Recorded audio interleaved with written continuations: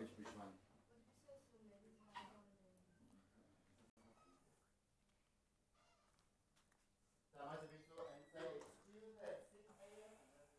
Yes. Good morning, good morning.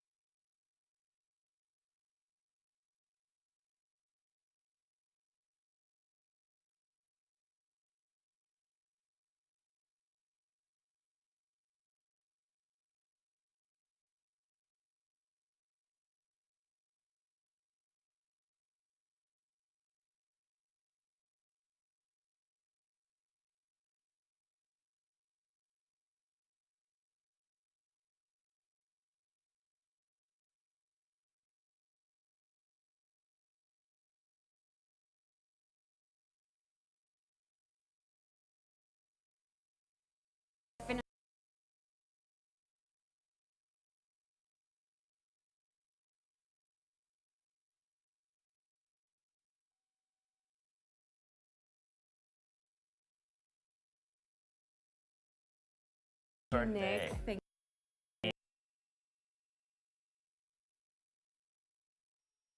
Yet, but Yes. it's okay. It's Yes. okay. 29. It's your crown birthday. It is my crown birthday, so that's when you turn the age of the date you were born. I missed mine. No one cared about my crown birthday. Which was when? 25. Okay. Christmas. I'm a Christmas baby. You're a Christmas baby. Yeah. So anyway, this isn't about me today, Zoe Okay. Brown. But I thought, in honor of your birthday, Okay. I want to get a little Woolies birthday edit. Well, I love this. You know what? Yeah. Mustard is one of my favorite colors. There's something about the yellow tones, the mustard that's warm. And I find that mustard, and correct me if I'm wrong, it's one of those colors that just look good on everyone. But, I don't know about that, but this looks great on you. Okay. I know this color looks really good on you. These yellows, these sort of autumnal shades as well. I know you love something like this. Okay. What I love about a wrap dress, I wish I had it on so I could show everyone my waistline because it's tiny. But isn't that the beauty of a wrap dress? It can show off the cute little waist. That's exactly right. So cinching the waist to your shape. So it's not like you're buying, a size 8 or a size 10 or a 12. You can really buy almost a one size fits all and then just sort of alter it to fit the body. Okay. And And then you're pairing it with these stunning woolies. So again, in the very much the shade of the autumnal, we're doing richer sort of autumn, classic quintessential autumn you call winter this shades. a khaki color, or what's the official name? You know what? In South Africa, we do say khaki. I'd never heard that before I moved to South Africa. What have I been doing in America for so long? We call this. I would call this like a rich an olive or An forest olive color. green. Okay. But a khaki. Forest green. But forest green. But I think when paired together, I mean, you would wear this on your birthday, wouldn't you? I would wear this on my birthday, and you know what? And it doesn't matter where in the country you are, that will also work well. So let's quickly look at the weather and what to expect in all of the major cities. Of course, throughout your breakfast show, we also get into detail with all of the temperatures. But if you find yourself in Johannesburg today, cloudy conditions with a little bit to no wind, which is good. Expect rain reaching a steady 26 degrees Celsius. Then in Durban, partly sunny conditions with pleasantly warm temperatures. I was there this past weekend. It was freezing cold with a lot of rain, but that's typical for this time of the year. So expect temperatures to reach a maximum of 31, so nice and hot. Port Elizabeth, there's a little bit of a wind, a northeasterly breeze traveling at 22 kilometers an hour. Wind will pick up towards the evening, so expect a windy evening, and humidity levels will remain a steady 80%, so hold on to that hat. If you're in Cape Town today, partly sunny conditions can be expected, pleasantly warm temperatures, and of course reaching a maximum of 26 degrees. So if you still haven't decided what to wear, hopefully that now gives you a little bit better idea of what to pick. There we go. I like that. Pretty. I feel like you need to try it on. I'm gonna try it on. Okay. Should I go? Yes. Okay, I'm going. Okay, so I'm looking at all of this that's sitting here in front of me in the kitchen because we really are going to be taking it to the next level. How many people actually get bored with making their breakfast? Because it can be quite monotonous and the same thing over and over again. So today we're switching it up. On the left side here, my left, we're making an oat waffle. We're making oat waffles, which is perfect for just keeping it clean, but at the same time switching up and making your breakfast quite interesting. It's gluten-free, it's lactose-free, it's going to be really delicious. You can't wait to see this recipe. And when you do get that recipe, or if you do want to get the recipe, SMS the word breakfast to 33728. The keyword is breakfast to 33728. Then on my right-hand side, it's also just equally as interesting. We're making a lactose-free tuna bake. Yes, perfect for those people who have committed to their diet for the brand new year. But how we're doing it is we're baking it with pasta. In fact, what we're doing on my left here is we're pre-cooking the pasta, pre-boiling the pasta so that when we get to the recipe stage of the show, that it's all good and ready. The key word for that is clover. SMS clover to 33728 to get the recipes. We're doing this first. Oh, well, listen, we are... Okay, well, Nick, you've brought out a lovely selection of products. Yes. And we're just gonna, like, what are you calling this? It's Zoe's birthday edit, because everything is about you today. Everything. The other presenters, everything get out of my about face. me, but let's see. It's your special day. Yes. So I thought we did your fashion edits, so what you could wear on a birthday eve out. Yes. And then I know you, girl. I know what you like. A bold lip, I think is really important. I do love a bold lip. How often do you see me with a nude? Not that often. Never. Exactly. So and I think for a birthday too, it's important to stand out. Thank you. And Willie's has these amazing, with WPT have these amazing ranges of lipsticks, and they're all sort of hydro enveloped, so they keep the lips moisturized. That's what you want. If you're going to be a busy day, you want that lipstick to stay on. You want it to stay hydrated. Right. And I really, really love this one. I'm so beautiful. Try it out. Yeah, on you my can top hand. it up as well. There we go. I mean, See, you it's like nice and soft. And I don't know who said it before, but when we asked a celebrity, I think it was in here last week, why a bold lip? And it really just gives women, I would imagine, that extra boost of confidence for the day. You can't wear a bold lip if you're not going to rock some confidence. Because a bold lip, it really puts the spotlight on you. People expect you to say something, to move the lips. There you go, absolutely. So along with that, a nail varnish I think obviously is quite key too. And this is the actual shade. I love having my nails done. Yeah. The thing is, you have asked me earlier, do I match my lipstick to my nails? I don't, because generally I'll keep my nail color a couple of days. Yeah. Whereas the lip color, it depends on the outfit, it depends on how confident I even feel. Right. Depends on how the hair ends up. So there's a lot of factors There's a lot of factors that determine the lip color. But a good nail job also gives you, I would imagine, another boost because like you feel pampered, you feel special. You feel polished. And my thing is, and I've been guilty of this, I would rather than wear no nail polish than have chipped nail polish. Unfortunately, too many ladies walk around with chipped nail polish, and that's the first thing you see when you look at their hands. Yeah, listen, I tried to paint my nails the other day. I'm not going to show you my chipped nail, which I should have taken the varnish off. But guys, it is harder than it looks. And then a strong eye, but not even a strong eye, having an assortment of different eyeshadows to play around in one pack, I think is quite important. Yes, well, you definitely have a lot to play around with. So my go-to is generally that's where I'm a little bit more on the neutral side. I prefer the natural tones when it comes to my eye. Earth tones. But I've seen people pull off the darker, the deeper, the purples, the blues, and I'm always so fascinated when they do that. I think that's also a day-night thing. Oh, so we have a knock at the door. Come on in. Is everybody dressed in here? Is the birthday girl dressed in here? Dressed. Thank you, Happy birthday. Morning. Can I do a touch-up on you? No, not necessary. No? Not necessary. Are you sure? Okay. No, you can take Zoe through it. Okay. Well, Zoe, this is your birthday edit, girl. Thank you. I love the birthday edit. Thank you for putting it together, Nick. Pleasure. But, yes. Are you joining us for local entertainment news? I can sit in. South African icon Nomzamo Mbata doing some incredible things. I mean, she is one of the United Nations High Commissioners of Refugees. That's the UNHCR. And she's recently, the UN Refugee Agency yesterday announced the appointment of South African actress and human rights activist Nomzamo as the newest Goodwill Ambassador. So she's been doing some incredible things. I mean, she's gotten a campaign that raises awareness for the forcibly displaced in Africa, and she's had a lot to say about it. I mean, she's been doing some incredible things. And if you want to hear what she had to say, take a listen. I think my experience has been life-altering. People who have had to go through so much, who have been forcibly displaced because of war, because of violence, to leave home, to leave their schools, to leave their lives as they know it. You encounter so many people who are just full of hope, and that hope that you see in their eyes motivates you and inspires you to do something in assisting them to building back the lives that they knew. to be appointed a Goodwill Ambassador. I can't wait to embark on this incredible journey and to learn more, to use my voice and to truly be an agent of change. And it couldn't have found a better home than the UNHCR Goodwill Ambassadorship. Well, listen, Nomzamo doing some incredible things, Yeah. very inspirational. And there was also a statement released by the UNHCR High Commissioner Filippo Grandi. He said, "It is with great delight that we welcome Nomzamo Mbata to the UNHCR.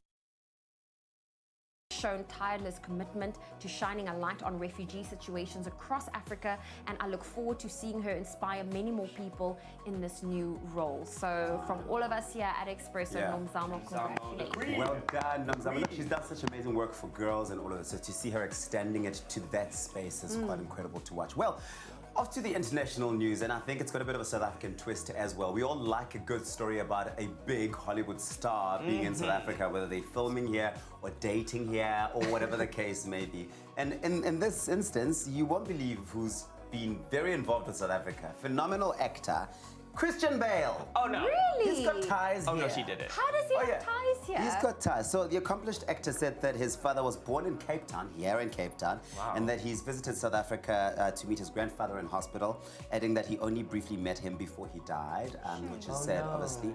But health reasons kept him in South Africa a little bit longer than what he anticipated. And he ended up visiting Stellenbosch, the Garden Route, and Johannesburg. And so, yeah, no, he's just recently won big, obviously, a Best Actor in a Motion Picture at the Golden Globes, Critics' recently. Choice. Yes.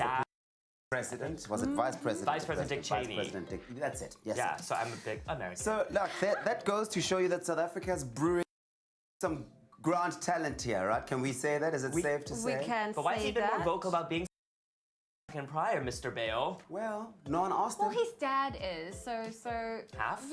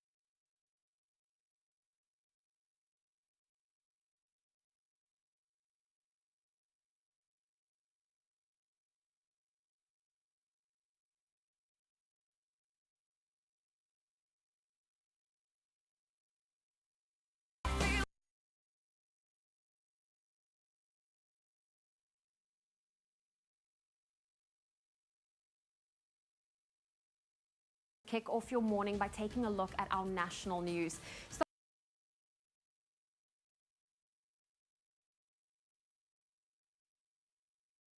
Eskom. He said the state would not allow the power utility to fail. And the Western Cape Government and Environmental Affairs MEC, Anton Bredel, yesterday said the Blossoms water supply pipeline at Oudtshoorn is to go ahead. The idea was to ensure the town had another water supply apart from the existing Koos Robbenheimer Dam. Moving to your international news, Tanzania's rainforest is finally a protected area. This is mainly due to research efforts in collaboration with the University of York in England over the last 40 years to save the rainforest from deforestation and eliminate poaching. And Polish police are investigating an abattoir suspected of illegally trafficking in sick cattle, which has been filmed covertly as Poland is the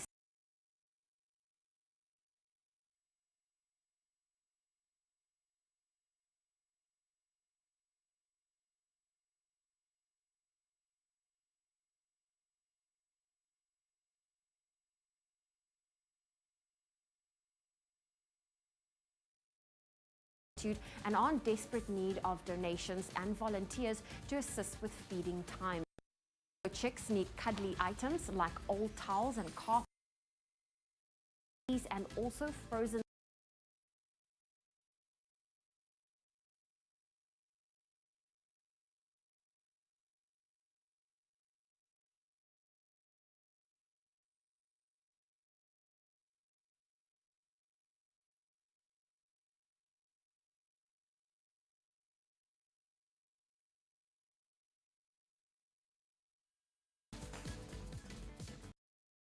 A quick look at the sporting head.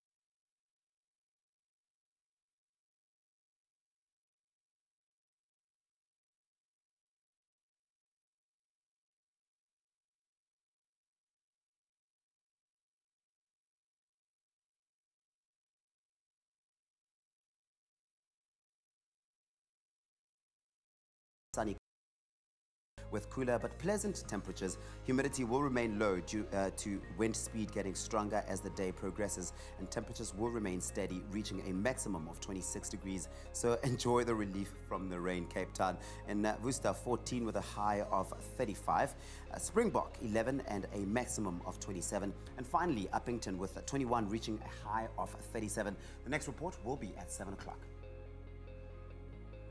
Alrighty, listen, this day is officially underway. It's a Tuesday and we're taking a quick break. You're pointing to me. It's her birthday! Yay! Listen, we have some serious things to discuss after the break. I'm talking about a tech update. It's been announced that Facebook, who owns WhatsApp, now wants to merge it with Facebook Messenger, which means you can now message people from your Facebook directly to WhatsApp.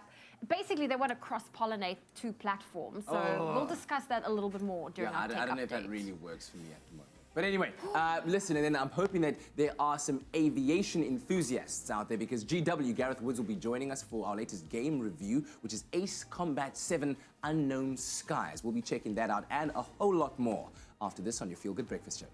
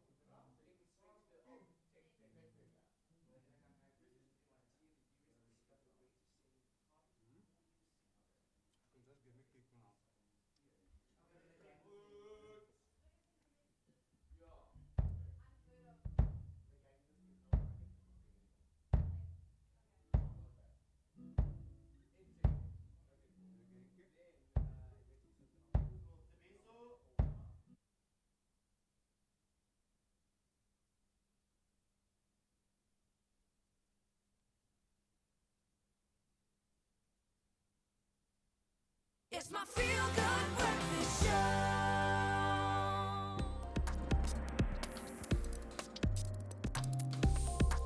Well, a very good morning to you and welcome back to your Feel Good Breakfast Show. So good to have your company. And hey, it's Zoe Brown's birthday, so hey.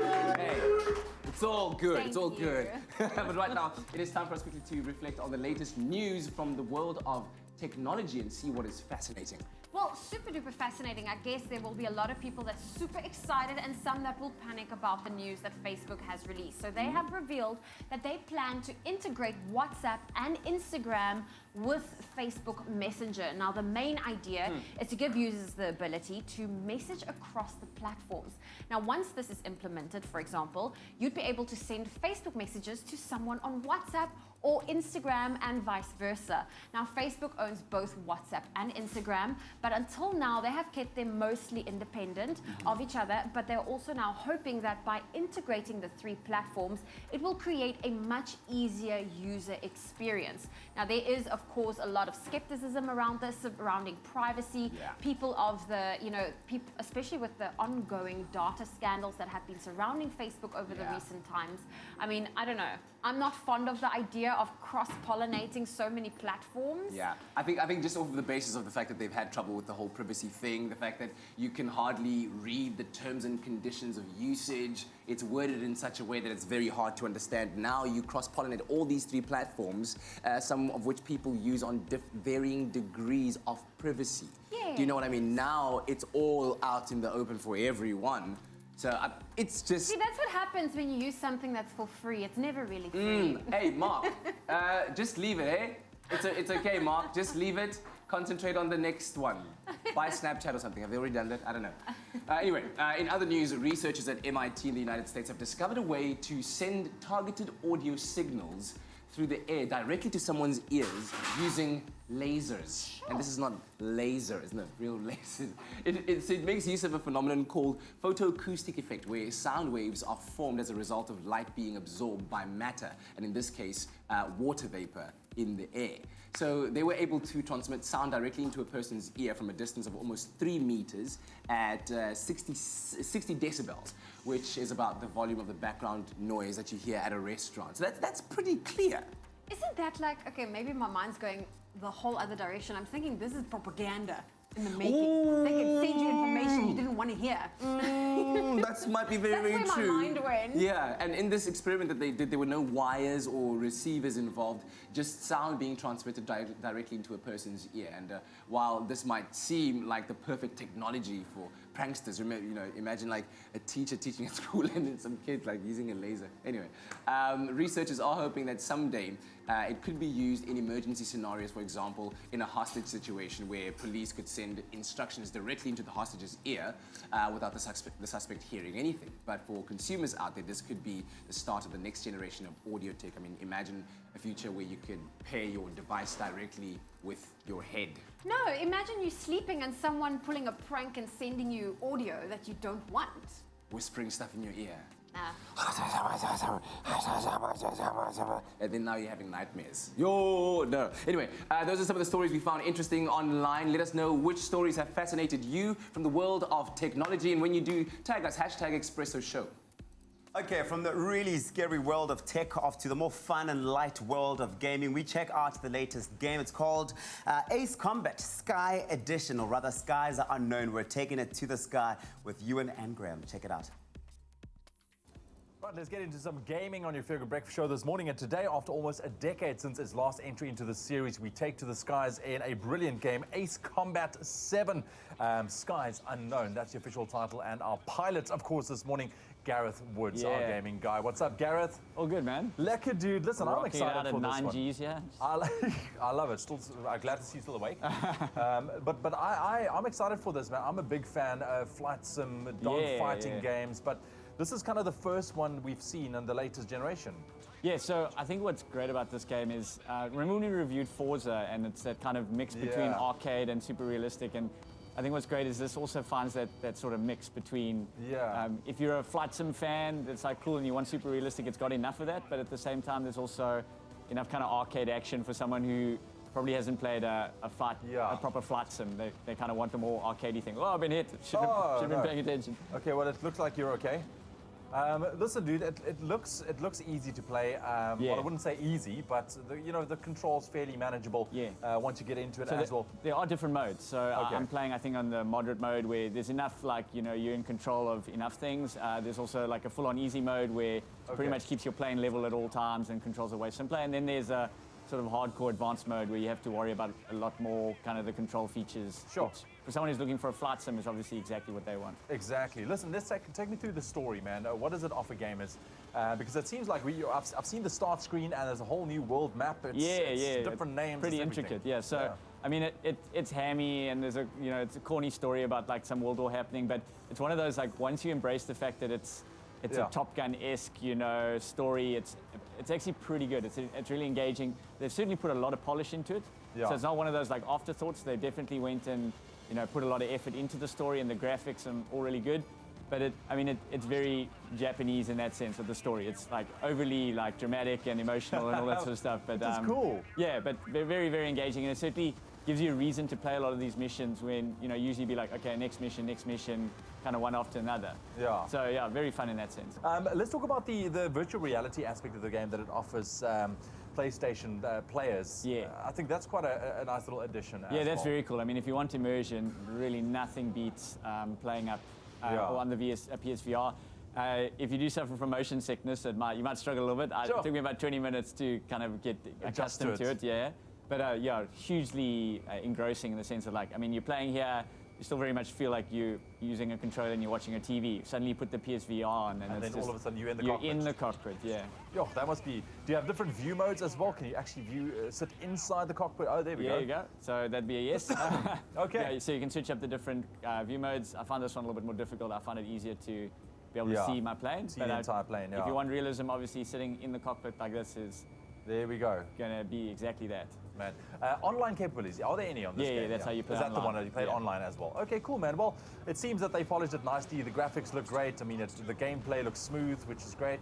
And it's fun. You're in a jet, man. Yeah. Come on, you get to What shoot can you things. complain about? You're in a jet going 1,000 miles an hour. Absolutely. Gareth, thank you very much for joining us this morning, man. That's Ace Combat 7, Skies Unknown, a brand new release. I think it's great. Dogfighting to the max. Let us know if this is something that you'd be interested in. Maybe you've played it or come across it as well. You can always connect with us with regards to your gaming thoughts on our social media feeds. #Expresso Show. Alrighty. Listen, I always believe that you got to look good first when you start the day, because when you look good, you feel good. When you feel good, you do so good. That's why Nick is always here to help us out when it comes to the fashion department. I'm liking, I love your look today. I like a suit, eh? I know you do. Any day of the week. I know you I do. could sleep in a suit if I had to. Don't do that. Okay. Because I don't want to crease, Okay. fellas. That's the top tip number one. Don't sleep in your suit. So Yeah, thank you for that segue. thank you. Thank you. But listen, I love suiting and contemporary suiting, and Woolies does it so well, particularly with Edition, which is one of their latest brands on the block. It's really about interpreting sort of fashion staples, but making them much more modern. So you've got from cut, it's a skinny cut suit. So fellas, you can do a skinny, you can do a slim, you can do a regular. You've got a stunning little body, so that's why we do a skinny for you. Why do you have to say little bit? Oh my Ain't God. nothing little I'm about sorry. this, Nick. Oh, okay, let's move on. Perfect. But you know what I mean? It's so nice to have the diversity in cut. So if you feel like you want something really cinched in and fitted to the body, you do a skinny. If you want something a bit more relaxed, you do a regular, etc. All depending on the occasion, of course. Absolutely. And what I love again about the suits as well, so it's off the peg, obviously. Fellas, if you feel like you want to get a little bit of a cropped leg, a little cropped ankle, you can cuff your pants at home so easily. What's the secret to doing that? If you want to cuff it like properly, because the length thing about suit trousers is always... It's so key, guys. Right? It's so key. So listen, I would take it to a tailor, to be honest. I would take it to a tailor, and I think always the best sort of test is you want it to just sit lightly on top of the shoe. Yes. So like say when you're standing at your straightest, you want there to be a seamless flow of fabric. Did I just say that? Wow. You are a poet. You are a regular Maya Angelou. Oh my God. Did you hear that? Mocha Frappuccino at work. You are just a man of many talents. Yeah, but that for me is very key. It is key. It just helps the suit to look like one complete, well thought out outfit. Absolutely. And that you didn't just slap on a pair of pants and it's all scrunched up at the bottom. I don't dig that. A bad leg in a pant and a suit trouser is my absolute nightmare. Yeah. And what's lovely is you can also show a bit of personality with the sock choice as well. So you want to cover it even more, you can just literally just fold it a little more in as well. And then you get that little pizzazz. Boom! Right like that. But I love it. Here we go. I love it. This is exactly what I feel like wearing every day. A suit for me, any single day. Yeah, works. Just not to bed. Thank you very much, Nick. You're welcome. All right, let's send you back to the studio. Okay, cool. Here we you go. Do you want to do the seafood? All right, now, Kagiso Lediga, we know that he's spent so much time. We're going to be telling you all about him after the break. We're going to take a quick one. After the break, I mean, ladies and ma's still here, right? We're also going to be making some nice breakfast, so you want to make sure you stick around to your Feel Good Breakfast show right here on SABC3. Only you can make my day.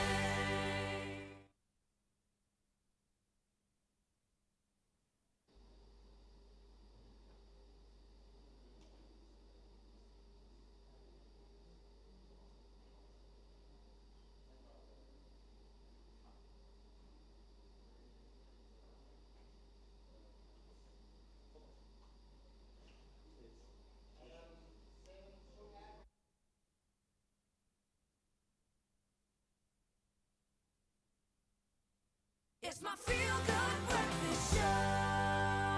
Welcome back to your Feel Good Breakfast show. It is Expresso. On Tuesdays, we love to chat movies with JP Sebastian. And on Thursdays, and it was just last week, he was talking about this local film.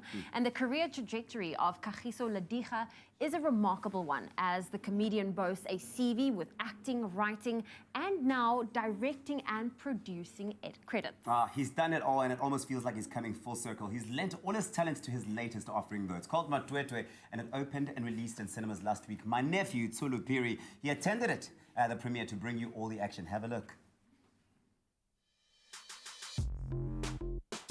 Building a life outside of an adverse background is something that's familiar with many young South Africans, and this is a central theme that comedian Kagiso Lediga's latest film, Matwetwe, which means wizard, explores. It follows the journey of two young men who try to make something of themselves post-graduation. Best friends Lefa and Papi are on the hustle of their lives, and it all comes to an head over an action-packed New Year's Eve. Along the way, the pair encounter girls, gangsters, and growing up as they bumble through the coming-of-age adventure. Writer, director, producer Kagiso Lediga is with me, and I want to know from you, Kagiso, why the decision to go for a coming-of-age tale following the success of, Catching Feelings, which was also a very successful film? This film, or this story, I came up with when I was coming of age, and I wrote this thing. The idea was that I was going to shoot it soon, at the time. And little did I know it would be close to 20 years later that I'd make it. Tell us more about the two central characters, Lefa and Papi. Our main guy, Lefa, he's an idealist. He wants to go to university. He's a botanist. He's going to study botany. He's going to do great things. But he's got his friend who's more of like a straight-up hustler, like a gangster. And the two of them kind of make this funky combo, because one kind of has this great ideal, academic ideal, while the other sees him as also a business opportunity. But they're also great friends. I mean, I think what comes through out of what really pulls through from the story is the friendship. Is that this is like a grand friendship. Lediga put together a superb production team to bring this township tale to life, including legendary South African DJ Black Coffee, who makes his turn as executive producer. DJ Black Coffee, first and foremost, can you tell me why you decided to get involved in executively producing this film? We are about to launch a platform for content, for music, films and documentaries, that focus on African stories, African movies, and this is like our first investment basically towards that direction. And musically, what can we expect from the movie?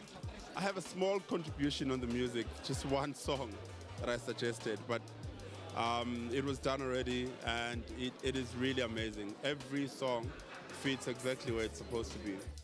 Making his feature film debut is actor Sibusisa Kwinana, who plays Lefa, with Tabatsa Mashishi, who plays Papi. Both actors are fueling their dreams in order to leave behind their tough upbringings in the townships. I grew up in Soshanguve. I see people like him, but then the situation that he's faced with of having to do something to raise funds to go to university is something huge. It's something that people are not willing to take in.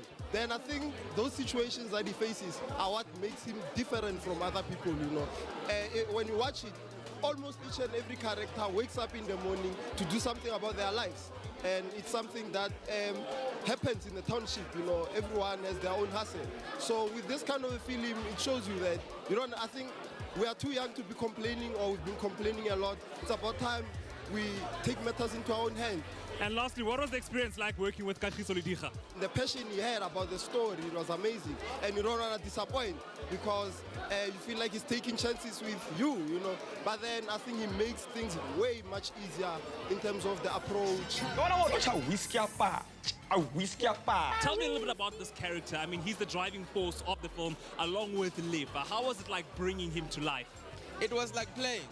You know, it was like we just got together and had fun because Kagiso really played with us and, you know, he gave us freedom to explore and bring these characters, you know, to life and bring our own ideas to the story itself, yeah.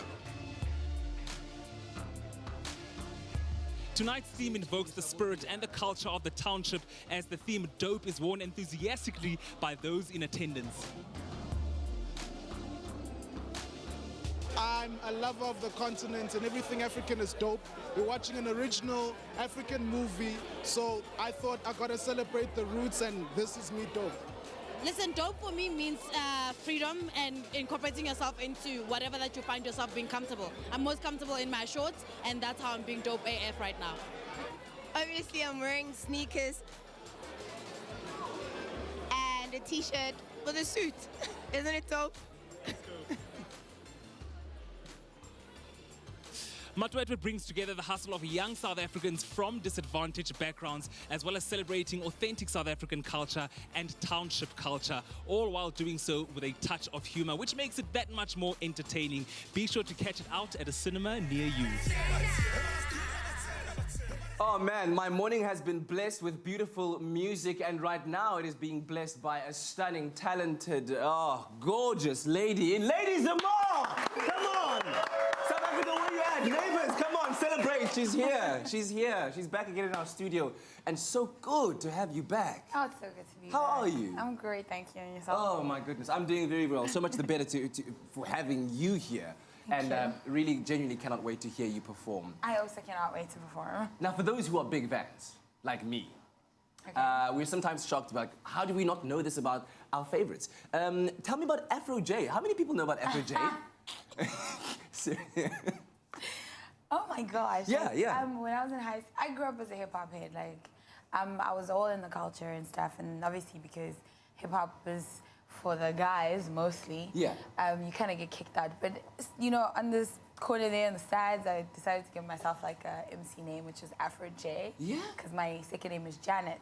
Okay. So I'd be out here in the streets, you know, with a comb in my hair, wearing like the biggest baggy clothes you could ever find. You were doing that? And I would write scripts and all Oh man. You must have dropped many names and heads on that stage. Were you like a battle rapper? Not even. I did once win a battle.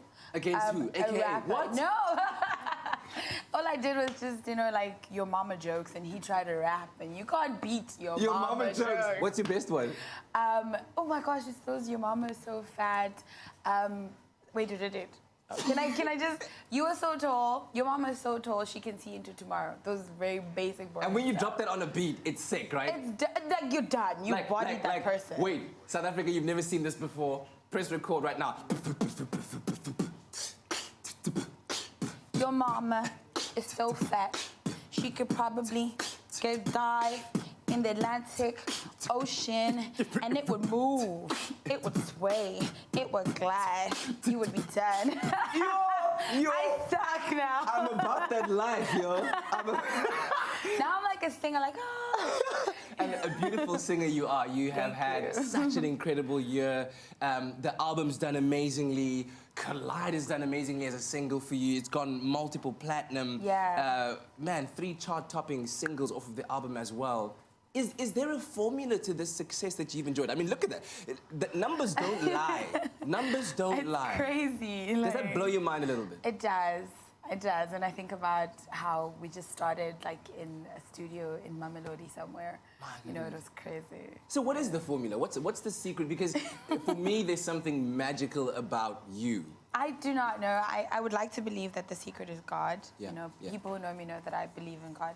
And I believe that all art is from, you know, celestial beings. So I think it's also just hard work. Yeah, You know, just work hard at your stuff and make sure that you're not lying to yourself and you don't have people around you lying to you, telling you something is good when it's not. Tell them. 2019, change up your ways. You've had successful collaborations with the likes of Prince KB and Dira as well. Who would you love to collaborate with right now? Because I'm sure you could drop any name and you'll get a call, I'm sure, like your manager's holding a phone, it's going to ring the phone. Kent? Yeah. Why Kent? He is like an elusive ghost, like a phantom. You know, it's very hard to get a hold of him. You can't even see him. I go to shows with him and I don't remember ever laying eyes on him. That's the mystery of Kent. We're trying to find him out there. But what kind of song do you think you do with him? Something very housey, very bumpy, but at the same time super mellow. Yeah. Yeah, something that's emotional. Are you loving life right now? Like there's a glow about you that says I love everything that I do, wherever I go. I'm just. I have so much joy in me, so much. I sometimes cannot explain it. Like I wake up in the mornings, no matter how bad situations feel, no matter what happens in my life, there's this joy that I always have, and I don't know where it comes from. I'm just grateful that it's there. You know. It is so evident. It's beautiful, and we are privileged to share in it. Thank you. For a second time on our Feel Good Breakfast Show. Thanks so much for joining us. Thank you for having me. We do appreciate it. And make sure that you do stay tuned for that live performance coming your way right here on your Feel Good Breakfast Show. But one more time, Africa Burra, Mzansi Africa. Ladies and Mars in the studio. Come on, neighbors, celebrate. Come on. And Deb can't wait to hear her performance after the break. Dr. Darren Green, you're hanging out with us, and we're talking all things health and food trends for 2019 after the break. Now, food trends 2019, what are you going to order from Princess? For you, a breakfast donut. I think that's where we'll go. A breakfast donut. Listen, Princess, I'll take one with the sugar-free, sprinkles. gluten-free, everything free. Well, listen, we'll continue more about the food trends and what to expect for 2019 after the break. Enjoy a moment in between with McCafe. See you after the break.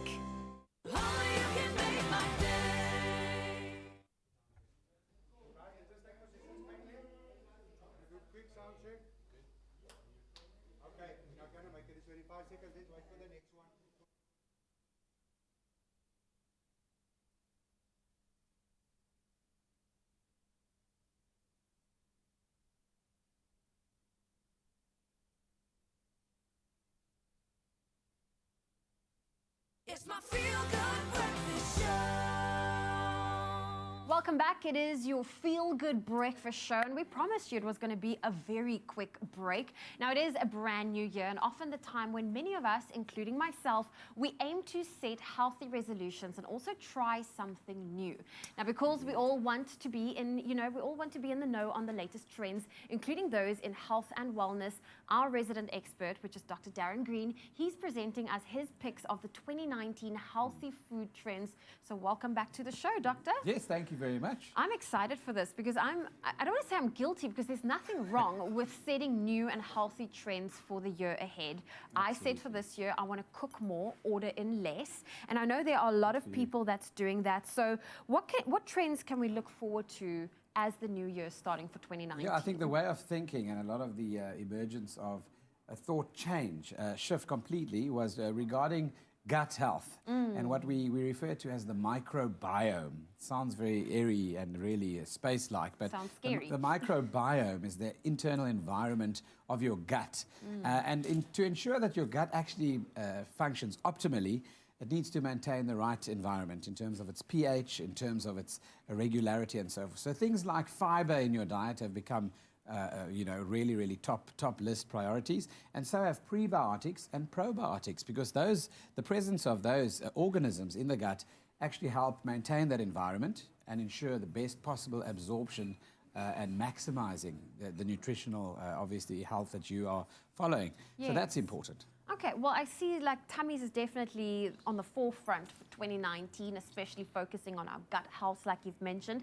Now, when it comes to our diet, the food we eat, how does that affect the trends for the year ahead? And let's talk specifically the different diets that's out there. 100%. There's so many fad diets out there, and I don't advocate any fad diets or yo-yo dieting.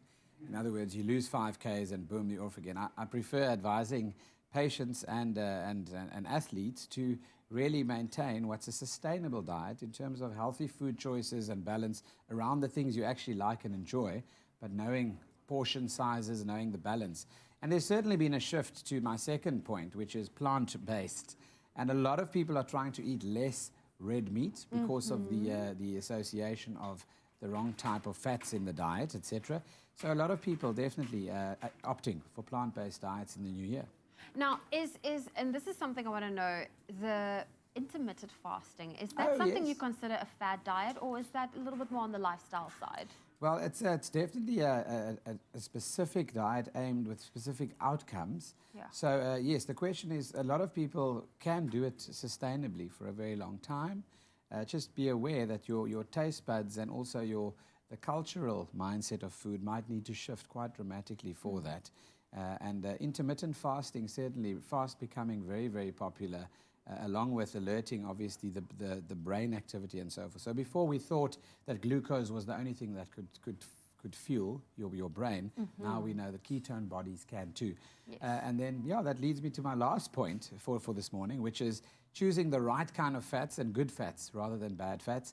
Understanding the different oils you use to cook with in terms of canola versus sunflower versus olive, and the difference of the ratios of omega-6 to 3, and also the cooking points, etc.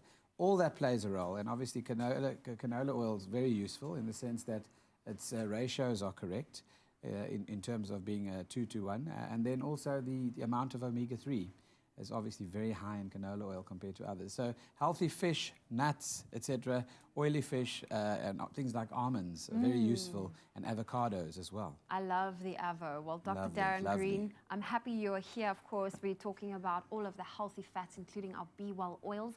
Now, Dr. Darren Green, he's not going anywhere. We are continuing our health chat a little bit later. Our lines will be open, so keep it close. That number is 021-430-9881 if you want to join in on that conversation with the good old doc over here.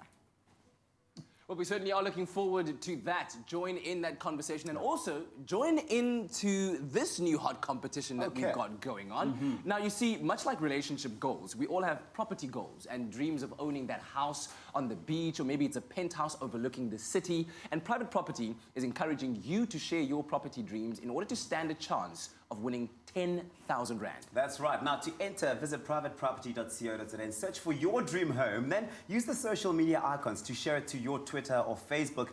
And don't forget to tag @PropertySA with the hashtag #PropertyDreams. It's that simple. Yeah, so go ahead, share, and you could win 10,000 Rand with Private Property. T's and C's can be found on privateproperty.co.za. Oh, well, we are taking the quickest of breaks on your Feel Good Breakfast show. When we get back, Lady Zamar, she performs one of our favorite hits, so do not go anywhere. And of course, some devastation that took place on Sunday and yesterday around Lion's Head. Some fire updates. We'll be connecting with the fire marshal to find out exactly what is going on, and it has been contained, which is the good news. So don't go anywhere. We will see you after the break.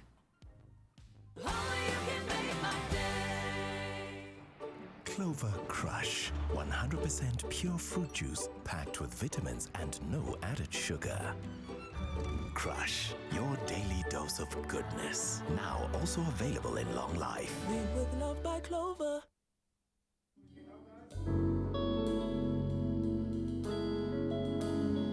So far we've agreed that what you have isn't working. Every time I look at you,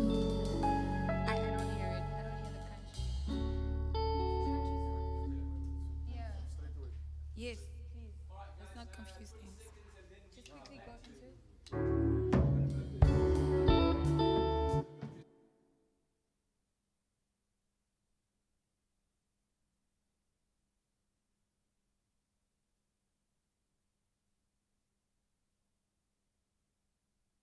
It's my Feel Good Breakfast Show. Happy birthday, a very happy birthday to you. Welcome back to your Feel Good Breakfast Show.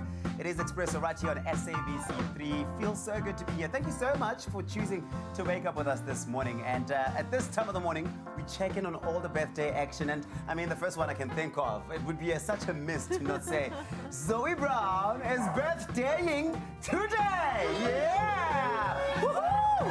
Happy birthday! birthday, Zoe. Thank 29 years It's young. my crown birthday. Can't believe it.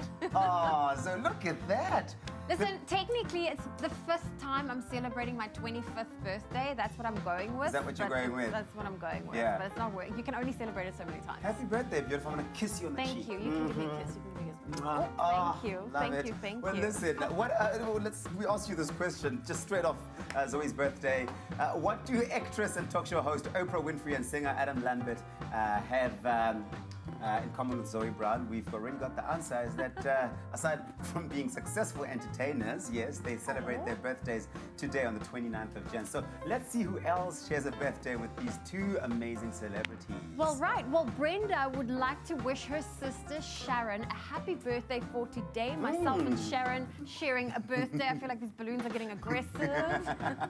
Happy birthday. And we'd also like to wish Jordan a happy 12th birthday today. Happy That's birthday, right. Jordan. Let's also wish Mandisa, who is celebrating her 23rd birthday today. So happy birthday, Mandisa. We also got a request in from Rebecca who'd like to wish her husband Preston a very happy birthday today. It's a good birthday. It's the 29th is a good popular day. date.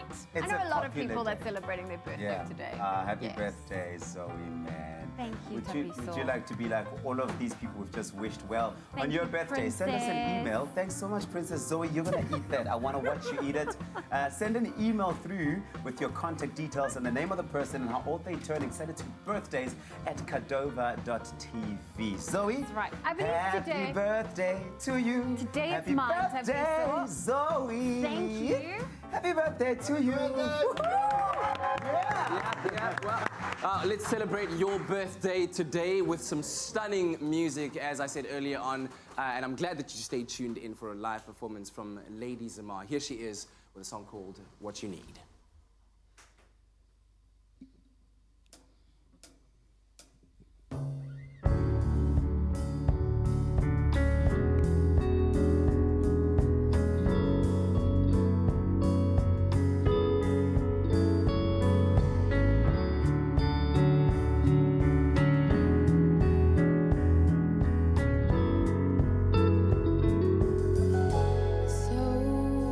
So far we've agreed that what you have isn't working. Every time I look at you, I feel fire burning. I see your love fading away slowly. Everything you'd ever hope for looks impossible. And now your life has reached a place we all know it is no longer productive. And I cannot help but feel it's you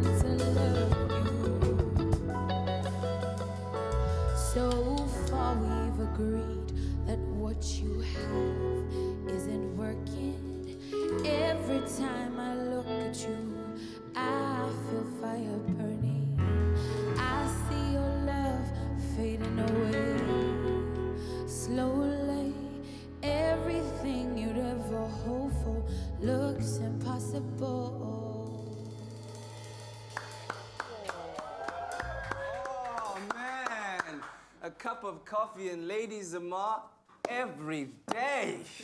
Oh man, somebody's watching on the stream now saying, "Sing it, sis, sing it." Beautiful stuff. Thank you very much for blessing us with the beautiful music. And you're doing great things, not just in your music, but in charitable work as well. I understand that you are planning to start a bursary trust or fund of sorts. Tell me about that. When it comes to the work that I want to do with people, there's like so much. The first thing is obviously we have a bursary that actually runs right now. Yes. We give it out to one credible candidate. Those requirements are not set by me, so people just have to apply.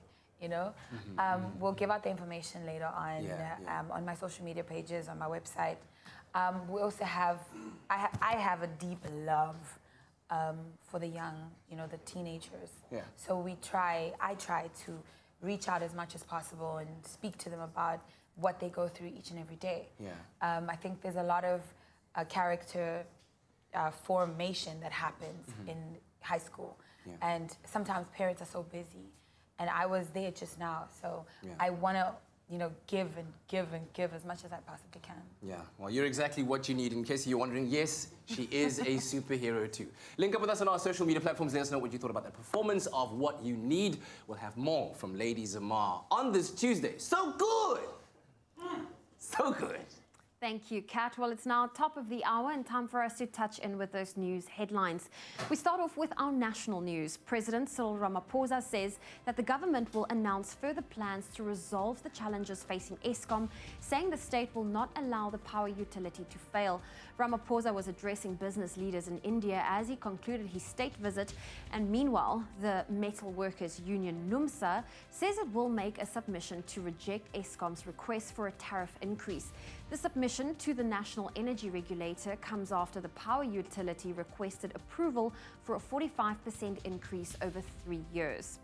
And staying with local news, Western Cape Government and Environmental Affairs MEC Anton Bredel yesterday said that the Blossoms water supply pipeline at Oudtshoorn is to go ahead.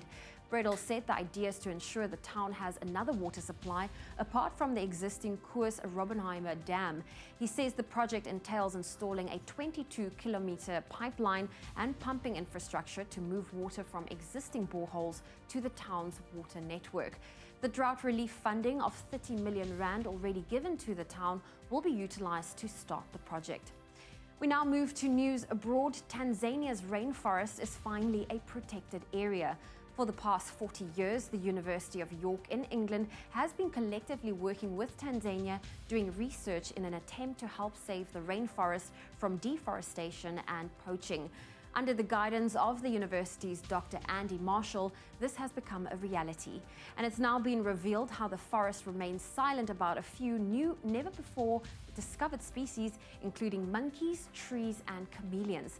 Funds are now being used to develop a conservation management plan for the new reserve. And Polish police are investigating an abattoir suspected of illegally trafficking in sick cattle, which has been filmed covertly. Poland's chief veterinary officer says the film, broadcast by Polish TVN 24, reveals illegal activity as slaughter was carried out deliberately at night in order to avoid official supervision. The film shows visibly sick cows and abattoir workers carving carcasses. Now, the revelation is potentially serious for the European Union, as Poland is the 7th largest producer of cow meat in the EU and presents almost 2 million heads of cattle a year for slaughter. And finally, a traditional dhow sailing boat dubbed the Flippy Floppy, made entirely of trash and flip-flops, have set off and on an expedition along the Kenyan coast en route to Zanzibar, and this is to raise awareness of the harmful effects of plastic waste. Dhows with their billowing triangular sails are icons of the Kenyan coast, having traversed these Indian Ocean waters for more than 2,000 years. The Flippy Floppy is made of 10 tons of shredded plastic waste and covered in a brightly colored patchwork of 30,000 flip-flops collected from Kenya's beaches and towns. Dipesh Pabari, who heads the project, next wants to build a 20-meter plastic dhow and sail it all the way to Cape Town. Well, that's where we leave your morning headlines. Let's take another look at your sport.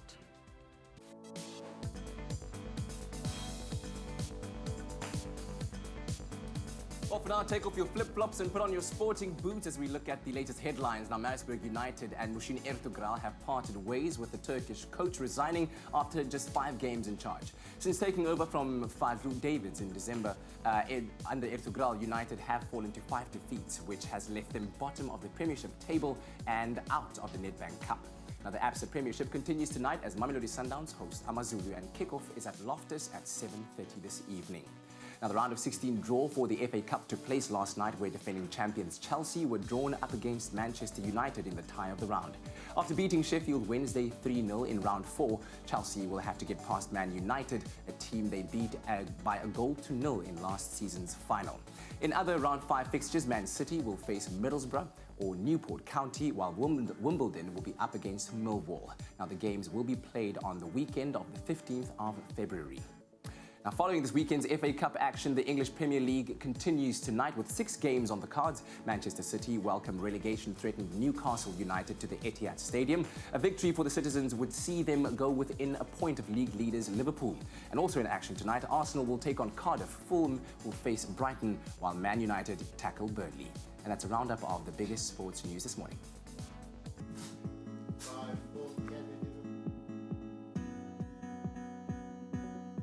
Thank you, Kat. Let's take a look at your roads this morning, starting off in the Western Cape in Milnerton, where there is congestion on the N7 southbound before the N1 off-ramp. Delays can be expected there, so please do allow for extra travel time this morning. And if you are in Gauteng and Bedfordview on the N3 northbound, there is a stationary vehicle before Linksfield Road, and one lane is currently blocked, so please do approach with caution.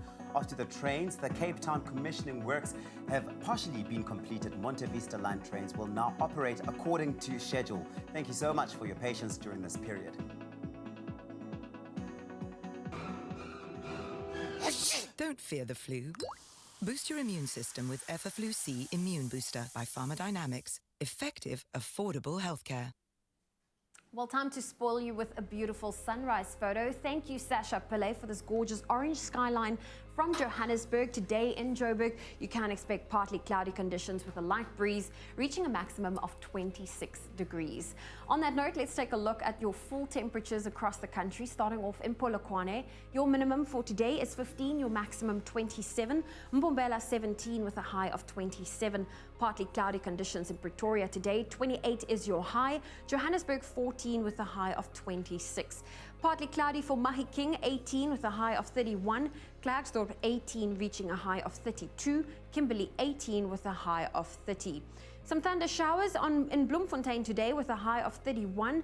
Richards Bay 21 reaching a high of 31. Pietermaritzburg 18, 31. Durban 23 with a high of 28. Mthatha 19 reaching a hot 36 degrees Celsius. East London today 22 with a high of 32. Cradock 17 reaching a high of 26. Port Elizabeth 20 reaching a high of 30. We have partly cloudy conditions in George, 17 with a high of 28. Sunny conditions in Sutherland, 11 with a high of 30. Cape Town, 18 reaching a high of 25. Worcester, 14 with a high of 35. If you're in Springbok today, 11 is your minimum, 27 your maximum, and Uppington, 21 with a high of 37 degrees Celsius.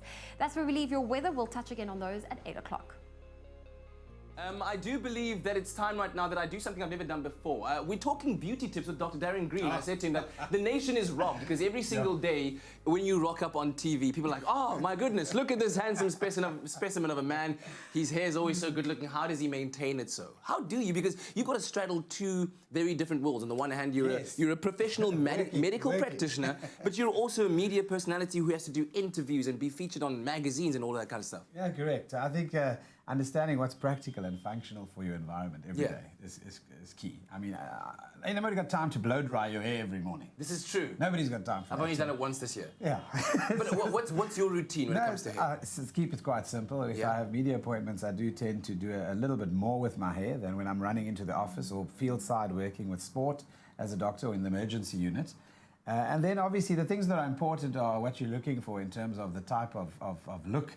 Whether you want a high sheen gloss look, whether you want a matte look, all that is influenced by the type of product that you're going to choose for your hair and what look you like.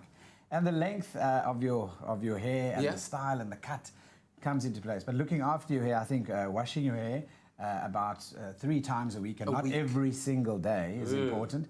And maybe conditioning your hair as well. Yeah. Maybe twice a week. Even for the guys Yeah, out that's there. what I do. Yeah. Anyway, and other than that, a really good stylist that helps you. But I think the product is important because a lot of people have irritation of the scalp and they have sensitivities and allergies to some of the stuff in products. So look at what it's tested on. I'm personally a vegan-based type of product use or animal friendly rather.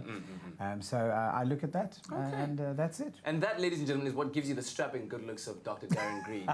Hence why many patients have been known to book appointments and say, "Oh, Dr. Darren Green, I don't know what I've got, but I just had to come and see you." But he is here though, joining us on Medical Tuesday. We're talking all things asthma. So give us a call on 021-430-9881. That's our discussion for the day. And as well as we'll be giving you an update on what's happening, the latest news in the fires that have ravaged Lion's Head and, of course, Signal Hill here in the Mother City. Stay tuned for that. We'll be right back after the break.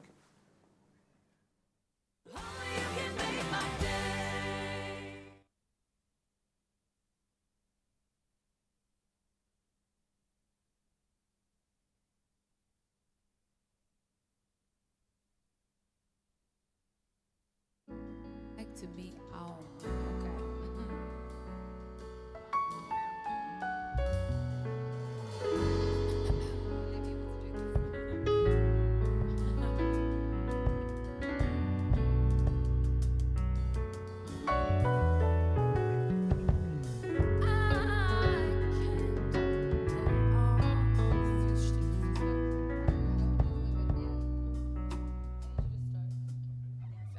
People can actually hear the song.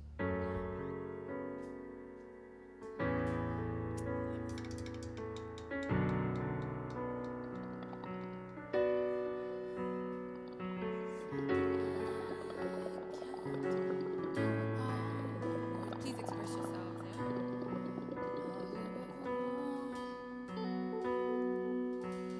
I can't go on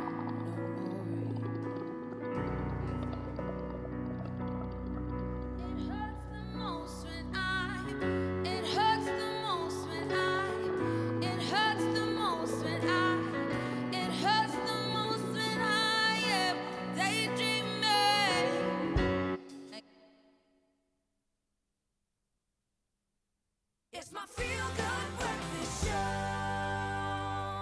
Welcome back. It is your feel-good breakfast show. It is Expresso right here on SABC3. Thanks so much for coming through on the 29th of Jan and joining us. Now it's time to talk about health, right? The Global Initiative for Asthma, GINA, have reported that South Africa had the world's 4th highest asthma death rates among 5 to 35-year-olds. And it is said that of the estimated 3.9 million South Africans with asthma, 1.5% of them die of this condition every year. Now, here to help us unpack the cause and characteristics of this condition is our very trusted medical professional, Dr. Darren. Thank you. Morning. Good morning. Always Good to see you, Doc. I was saying now that I'm always so conflicted. I know how to say it, asthma, but the spelling, when I have to read it, looks weird and it just boggles my brain a little bit. Weird. It's not asthma, it's asthma. But what is, by medical definition, asthma? Well, asthma is a predisposition to go into spasm. So the muscles that line the airway, we call the bronchus, the trachea and the bronchioles.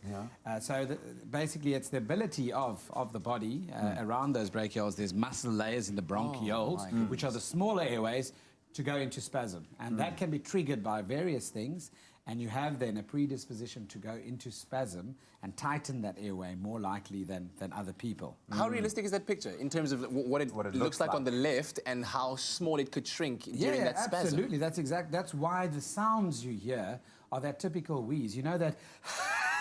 Yes. That's it, because the airway narrows completely, and then the air is basically, you can't expire. You can't breathe out. You try and squeeze it past that narrow airway.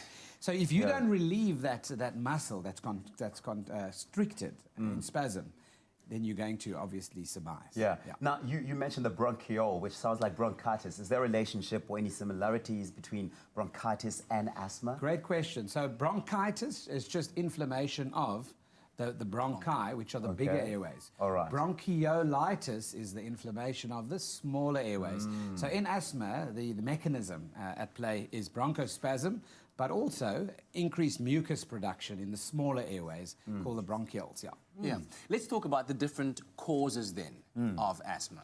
Yes, so basically the triggers could be multiple. Yeah. Sometimes you have basically genetically inherited asthma.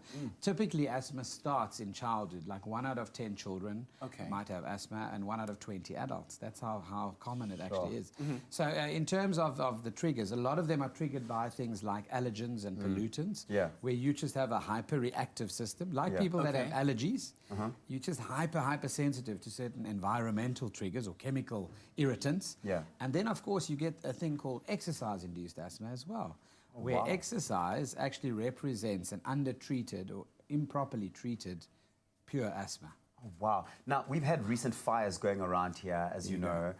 Could these trigger or cause asthma? What's the story there? Because, I mean... Absolutely. So you've got smoke inhalation, which is a noxious fume irritant that irritates the airway. So things like cold, things like chemicals, things like obviously environmental pollens, them spraying the vineyards, all that kind of thing in our basin here in the Western Cape, all can trigger the bronchospasm reaction that I've described earlier on.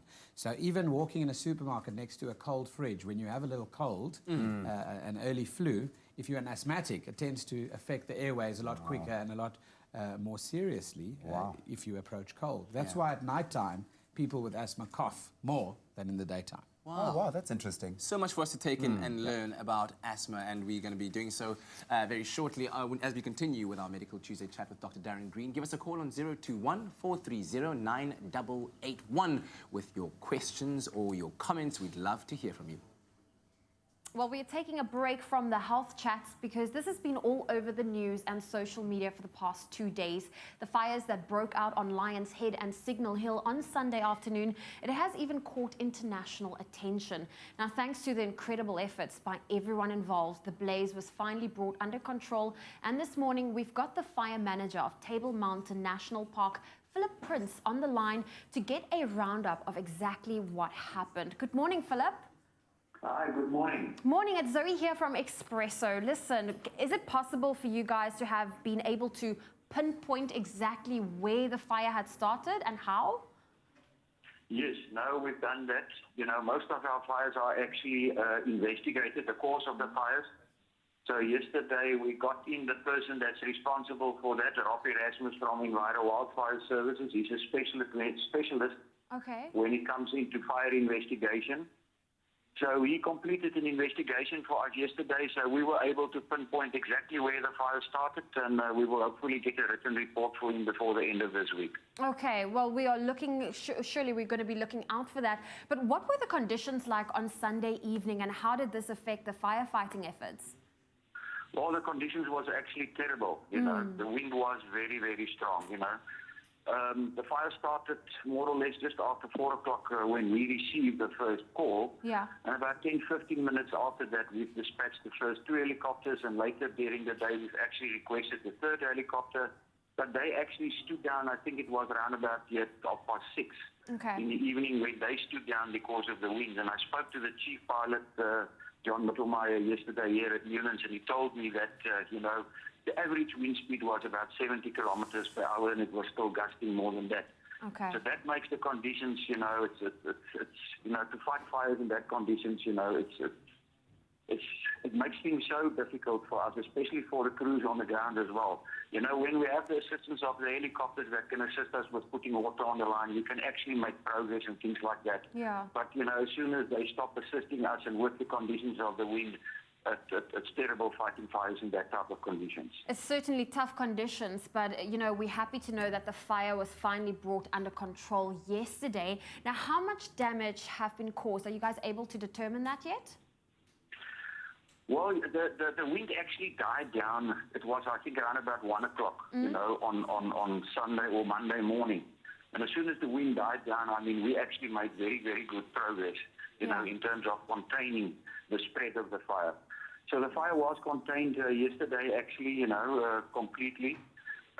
There's still we're still struggling with flare-ups. I mean, yesterday afternoon we had multiple flare-ups that we've attended to. I think we dispatched the helicopters about 3 times to assist the ground crews. And last night as well, the crews that were on last night, you know, they still experienced flare-ups as well, although not that serious.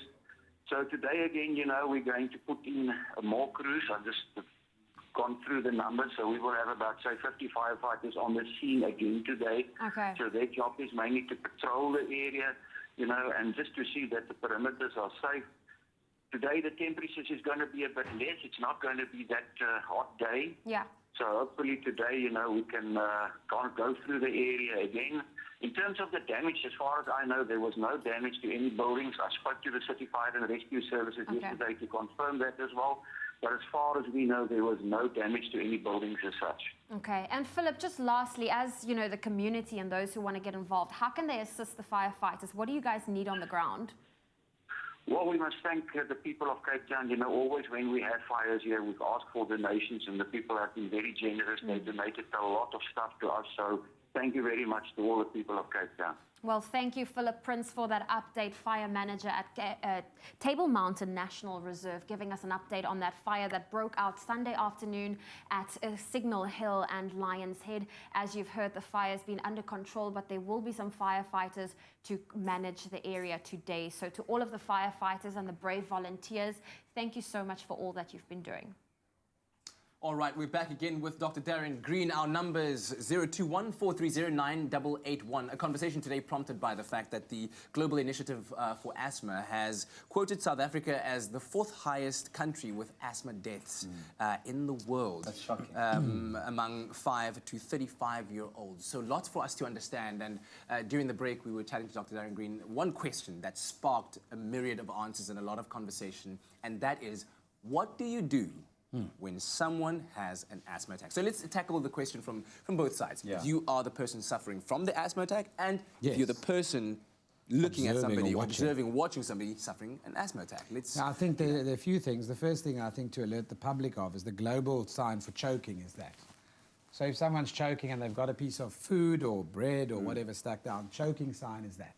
You cross your hands and, that's the sign. Yeah. So if you are experiencing that in a restaurant or next to a field or anywhere, that's the sign. So people know then they need to either give you back slaps or a Heimlich maneuver. Yes. That's obstruction. But when it comes to asthma, you need to obviously indicate that you're struggling to breathe. Yeah. So because they have a cough, they have a wheeze, which can progress to become so restrictive due to the bronchospasm that they can often inhale, but they can't get air out. So the amount of carbon dioxide that builds up in the body causes you to eventually then just pass out. Yeah.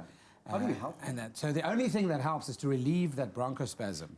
And that means giving medication that dilates the airways. Yes. This is in the emergency, in the attack. So you, as the person having the attack, first thing is if you start feeling the wheeze and an irritable airway that's starting to feel itchy and irritated, do something about it. Don't wait until it becomes really severe, because you have access, often we have access within 5 to 10 minutes to actually either find out, does anyone have a pump, anyone close by, a teacher in the school, for example, or next to the rugby field or wherever.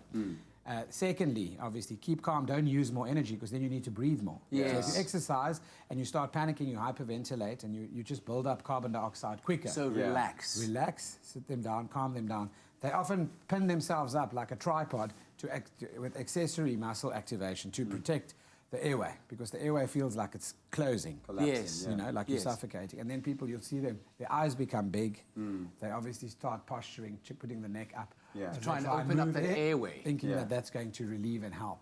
And the actual thing, the only thing that helps is actually relieving the bronchospasm that you've got with the muscle that's in spasm, as I've explained. So to do that, you need to use the immediate reliever pump, which dilates the bronchus and obviously works on that muscle in the bronchioles to relax it. And there's an example of the asthma pump. Often they've got a blue lid. Okay. Because the blue lid often is for immediate relief now. And that's often a clue to someone that's out there that doesn't know what to do. So some companies have already started only putting one color lid on the device, which is quite easy. But the mainstay of someone that has poorly controlled asthma is to prevent attacks happening. And to do that, you need to be compliant with your preventative pump or medication, which works a long time beforehand. Well, we've got lots more with Dr. Darren Green, lots to learn here on your Feel Good Breakfast show. If you've got any questions for the doctor, 021-430-9881, give us a call and he'll be here to answer your questions, because there's more coming up after this.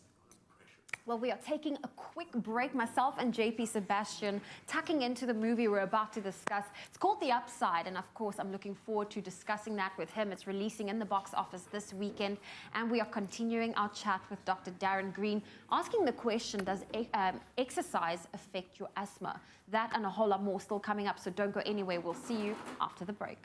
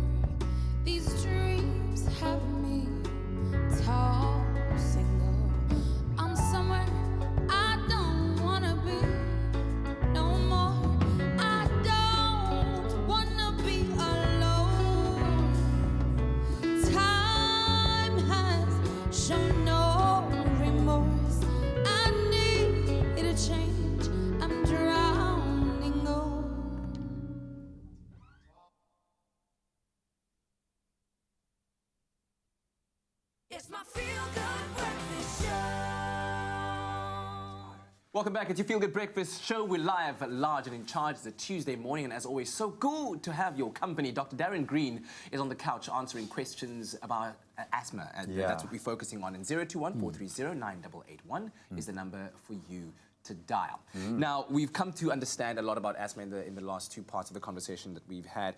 Question. Is it possible to outgrow asthma? As you said, most cases it's detected at a very young age.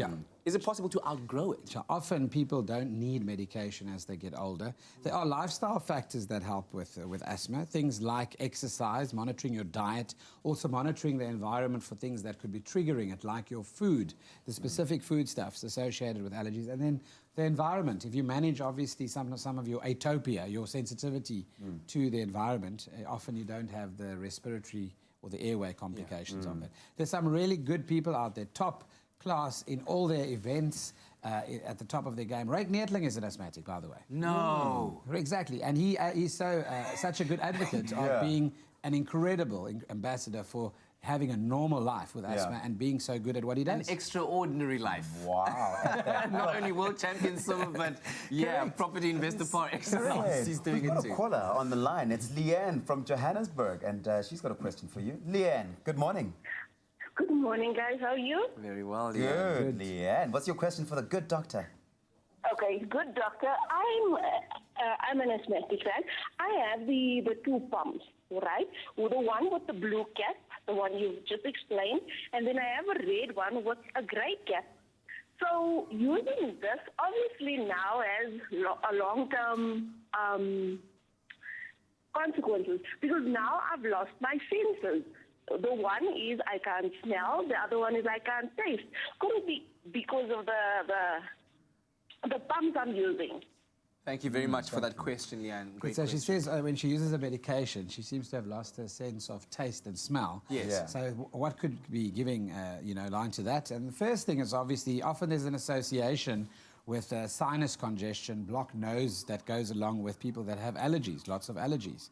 So the question is, when your nose is blocked and you have unmanaged things like allergies, for example, you also not taste and not smell as well as you should. So the question is it accompanied by that as well? The second thing that's important is looking obviously at what's in the pump. If she's on a steroid inhaler pump, corticosteroids form part of the mainstay of preventative treatment in asthma, which is what she's on. Obviously, the granules can often be very small and actually land at the back of your throat, etc., and obviously on your vocal cords and affect quite a bit of the anatomy if you don't use it properly. And the different products, like the fineness of the dust of the inhaler, you could try an alternative medication, definitely. Yes. Or even have it delivered with a fine mist by using a nebulizer. As we saw in which that is graphic useful. earlier on. So she spoke about a red one, or a grey one with a red cap, because we spoke about the blue one, which is Often that's in a clue, emergency, right? Yeah. The blue one's useful for emergencies Yes. quite often. Yeah. Is the red one the preventative one? Yeah, so I'd have to see which one it is. Typically, you need to look at what the name of the drug is or what the active ingredient is. And remember that the steroids normally end in ol, like estradiol or, progesterone, cortisol, that kind of thing. So have a look, betametazone, all that kind of thing. Okay. Cortisone, all the zones, sorry. So have a look at the ingredients. Don't use the color code for your preventer. Ask your doctor, is this the right preventer for me? And often you're associated with things like reflux disease as well, and candida. If you're using a steroid pump chronically, you can have candida, which is a fungal infection occur as well at the back of the throat and at the top of the airway. And I'm guessing that when you start losing some of your senses, like of taste and smell or anything like that, it's probably time to see a doctor. Correct. But we do have this conversation going on with Dr. Darren Green, more on the asthma. Give us a call on 021-430-9881 if you've got questions for her. For him, rather. Right now, Zoe she is standing by with the news. I am indeed, and it's now 7:30 for us to quickly touch on those national news. President Cyril Ramaphosa says that the government will announce further plans to resolve challenges facing Eskom. He says the state would not allow the power utility to fail. And staying with local news, Western Cape Government and Environmental Affairs MEC Anton Bredel yesterday said the Blossoms water supply pipeline at Oudtshoorn is to go ahead. The idea was to ensure the town had another water supply apart from the existing Koos Robbenheimer Dam.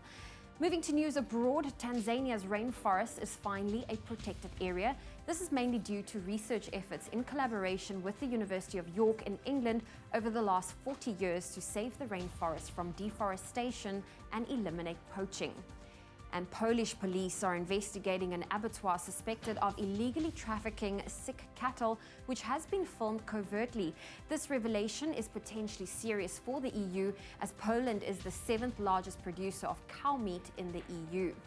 And finally, due to severe drought and low water resources, the Kimberley SPCA has had to rescue some 1,500 abandoned flamingo chicks from the Comfers Dam. However, they are not equipped to deal with an operation of this magnitude and are in desperate need of donations and volunteers to assist with feeding times.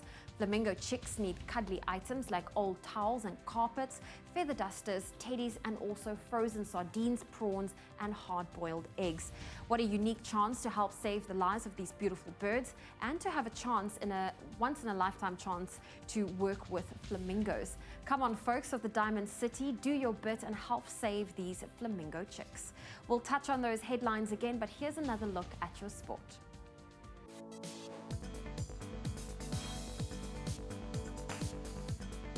And in the latest sports headlines, Maritzburg United and Mushin Ertuğrul have parted ways with the Turkish coach resigning after just 5 games in charge. Now, the round of 16 draw for the FA Cup took place last night, where defending champions Chelsea were drawn up against Manchester United in the tie of the round. And following this weekend's FA Cup action, the English Premier League continues tonight as Man City will welcome Newcastle United. Arsenal take on Cardiff, while Man United tackle Burnley. And that's a roundup of the sport headlines.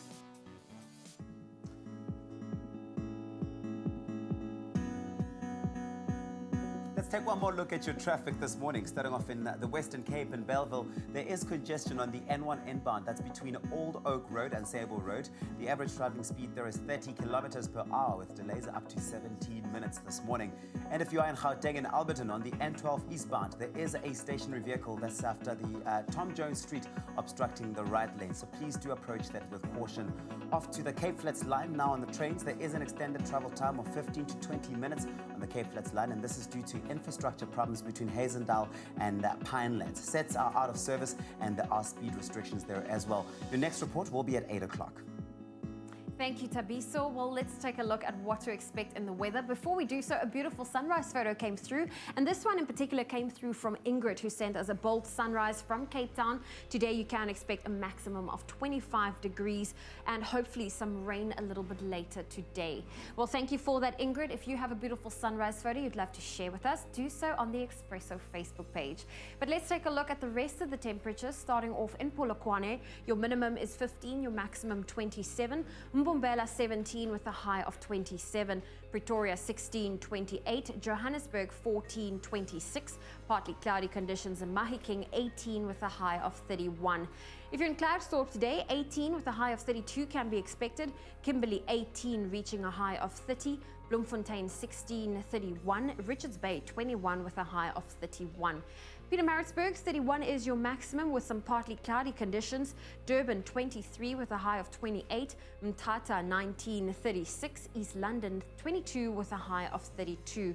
Some thunder showers is on the cards for Cradock today, 17 with a high of 26. Port Elizabeth 20 reaching a high of 30. It's partly cloudy in George, 17 with a high of 28. Sutherland 11 reaching a high of 30. Cape Town, your minimum is 18, your maximum 25. Worcester 14 with a high of 35. Springbok 11 with a high of 27 and Uppington 21 with a high of 37 degrees Celsius. We'll have a final update for you at 8 o'clock. All right, we're back again. Yes, Medical Tuesday chat with Dr. Darren Green. And we have a caller on the line who's dialed 0214309881. A very good morning to you. Good morning. Hello. Hi. Who are we speaking to? Crystalline. This is Crystalline. Thanks for the call. What is your comment or your question, Crystalline? My question to the doctor is, I had childhood asthma and I've outgrown it.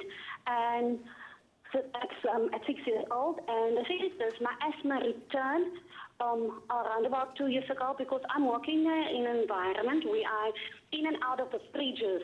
And because I'm working in fridges, and I just wanted to know, can that be a trigger for the return of my asthma? Great question. Thank you so much, Crystalline. Yeah. Yes, so she might be experiencing bronchospasm.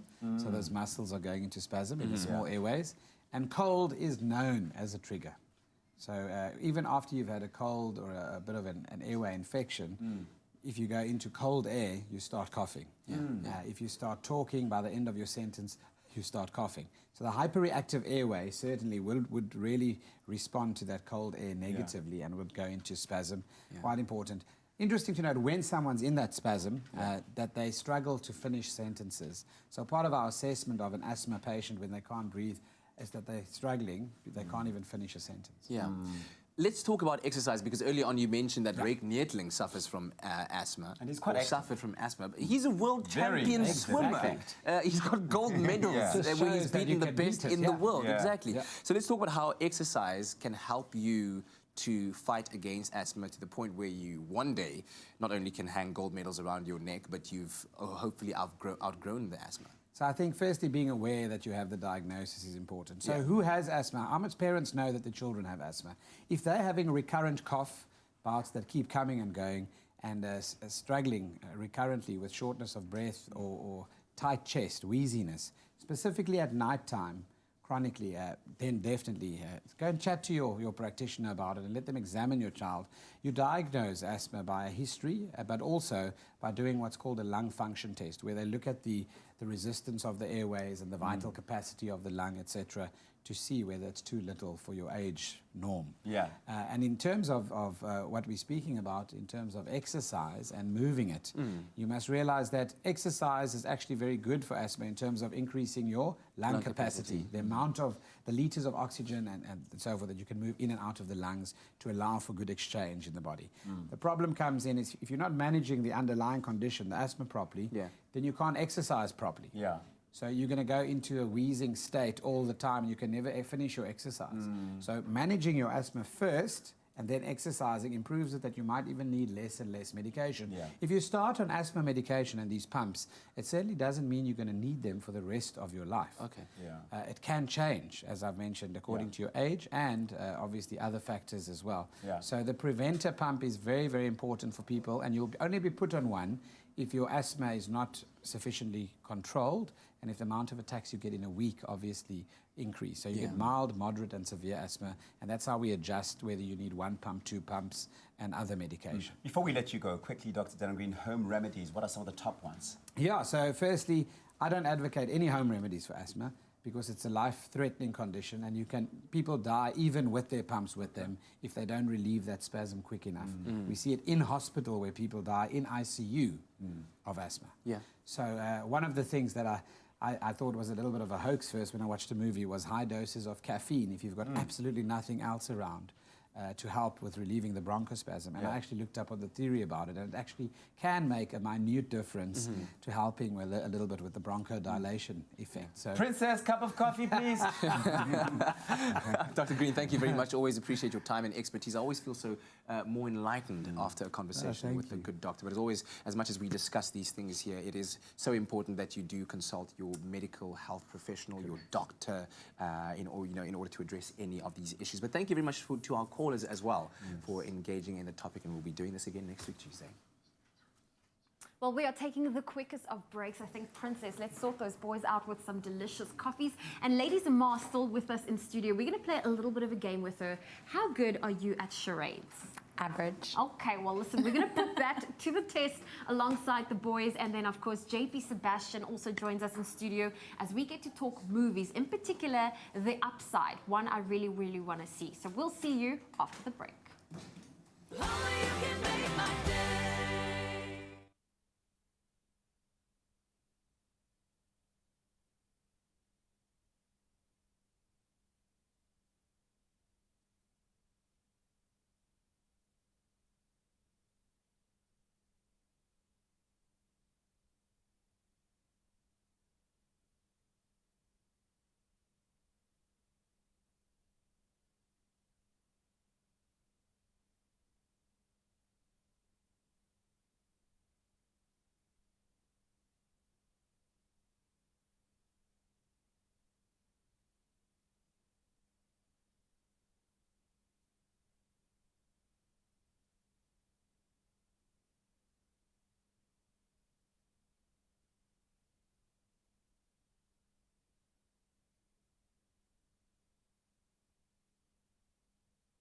It's my feel-good breakfast show. Welcome back to your Feel Good Breakfast Show. We promised you it was going to be a quick break, so no need to worry. You didn't miss out on a thing. We are now talking movies with JP Sebastian, and we're about to review the movie The Upside. Yes, ma'am. Something I'm looking forward to. Yeah, you told me that you were especially keen for this one, so I'll tell you what, I'm going to show you a scene beforehand, and what you're going to see is these two familiar faces. You must know Kevin Hart by now.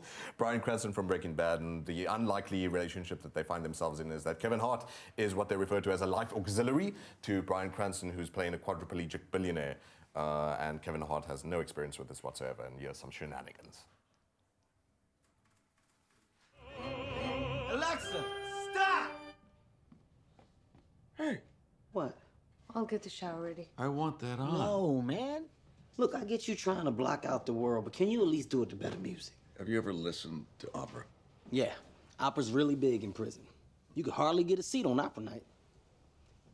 Why can't we listen to Aretha? You want to feed your soul? Then listen to its queen. Think about it. Yeah. You better think about what you're trying to do to me. Think. It's amazing, ain't it? I sound just like her. Yeah. When I close my eyes, which I needed to, it's uncanny. It's like identity theft. Do yourself a favor and watch the full trailer of that movie. I mean, that was a snippet of the movie.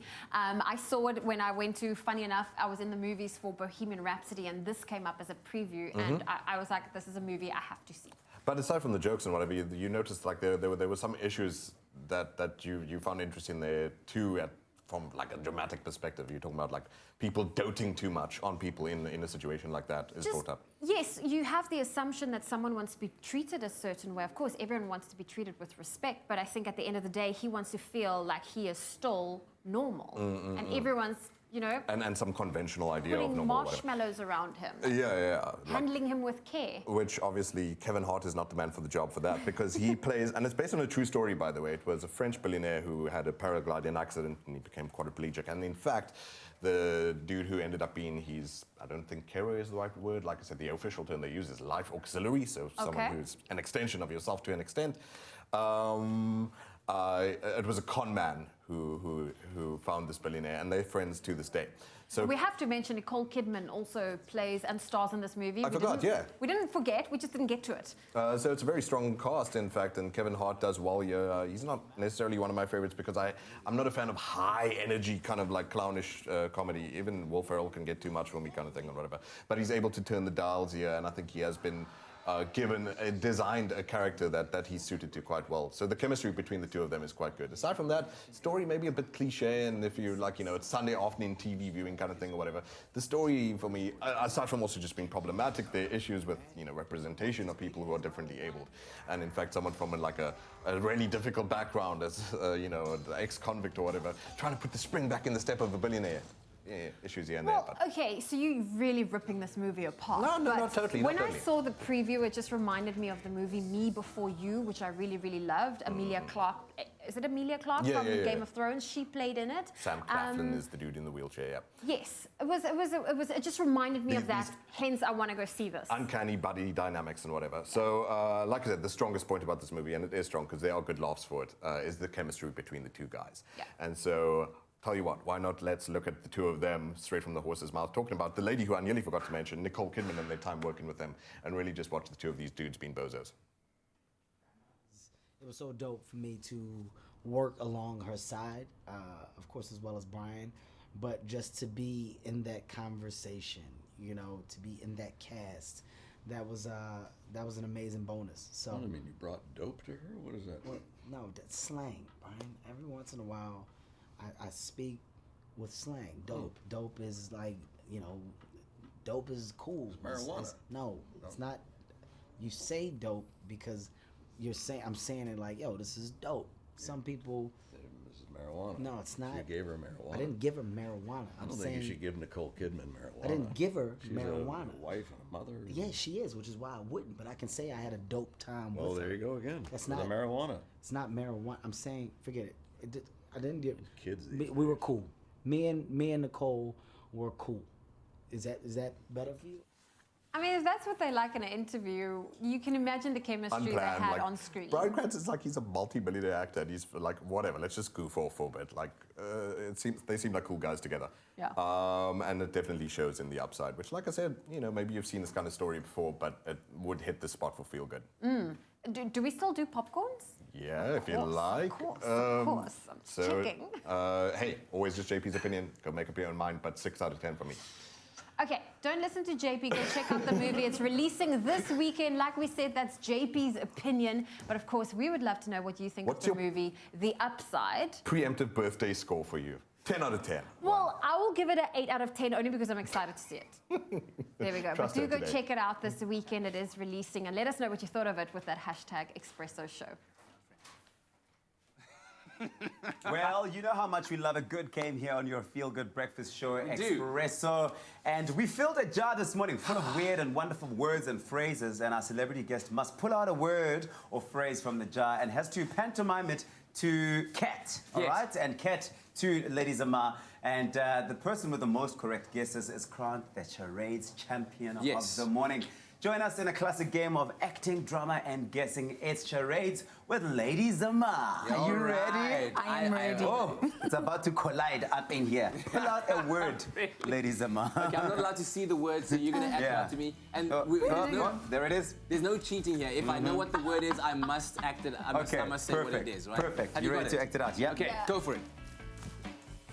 It's a chicken. Okay, great. Correct. That's it? Oh my word, that's ridiculous. That was an easy one. That was an easy I've got one here. Okay, the next word here we've got. Oh, my word. Okay. I'm going to show it to you. Yeah. There we go. Okay. Blue belly, beer belly. No. Politician. Politician. X marks the spot. Oh my gosh, Russian. Oh. Come on, ladies and gentlemen, you can do it. I'm going to give you a countdown. 5 seconds now. You've got to guess this one. 4, 3, 2, 1. You're terrible. It's Santa Claus. It's Santa Claus. Go. Okay, let's go. Russian. Politician. Oh, okay. Okay, so our next word here is, okay, it's an easy one. Ballerina? Oh, no, correct. that's shocking. Correct. No. Correct. That makes me a terrible charades. That means Okay. So 2 points to Kat. 2 points to... And... Okay. Butterfly. Yes! Correct! Yes! That's a good one. Okay, let's go. Next one. Okay. Ooh, this is gonna be fun. Okay. Okay. A rapper. Yeah, correct. Okay.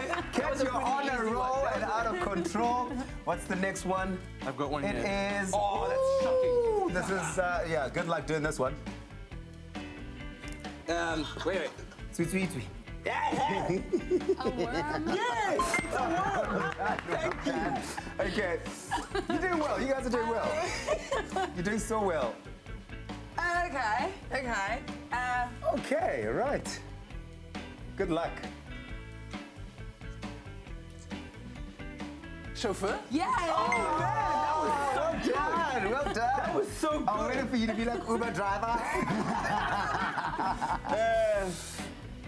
Yes. Okay. Oh, man, okay. Module. Naomi Campbell. That's... I can't speak. Come on, ladies and ma. Modeling, fashion. You're hot, ladies and ma. Hot visa. Couture. Runway. And then runway model. Yeah, you well did done. say Okay, let's go quickly. How did you even know? Okay, last one. I think it's the last one. Okay, so this is the last one. I mean, this is a really easy one. Can I use him as a model or can I use you? No, you can't. You can't use a person. Damn, okay. Okay, so...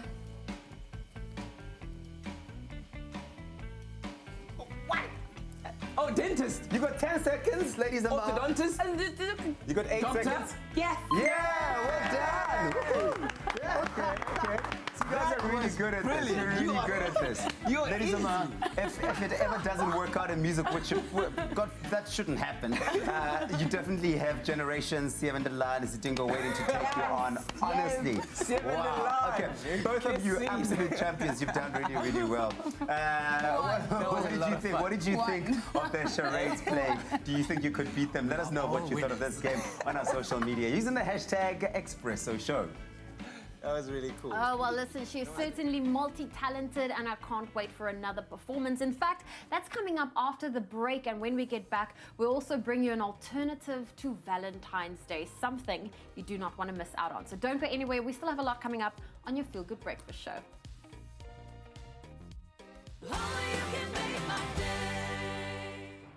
Clover Crush, 100% pure fruit juice packed with vitamins and no added sugar. Crush, your daily dose of goodness. Now also available in long life. Made with love by Clover.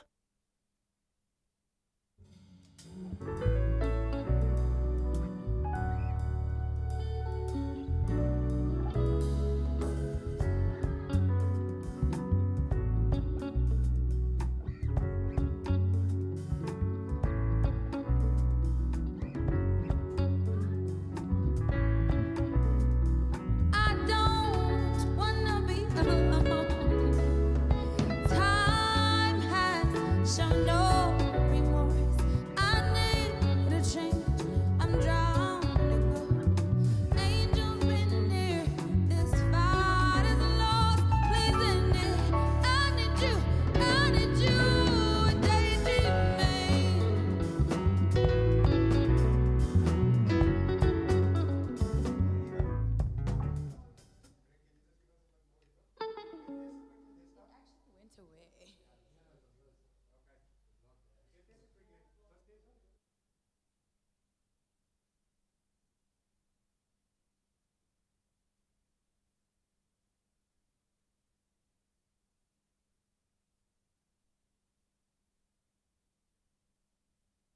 Go on no more. These dreams have me tossing go. Yeah, I guess. You must ask them. Yeah, dreaming.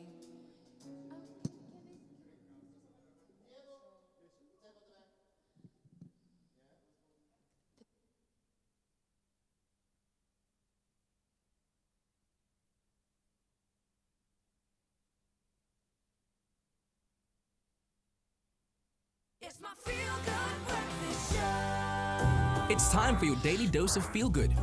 So good!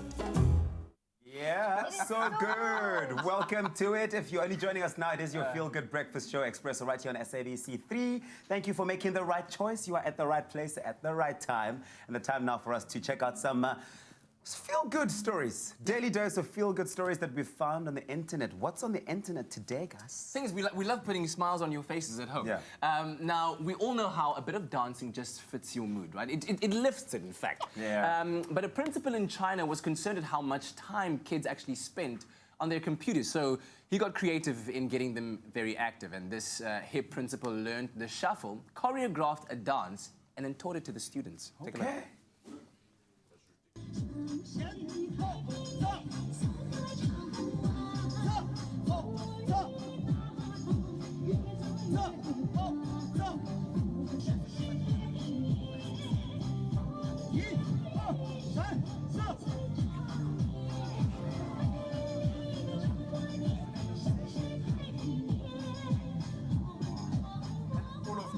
Like the whole school learned that.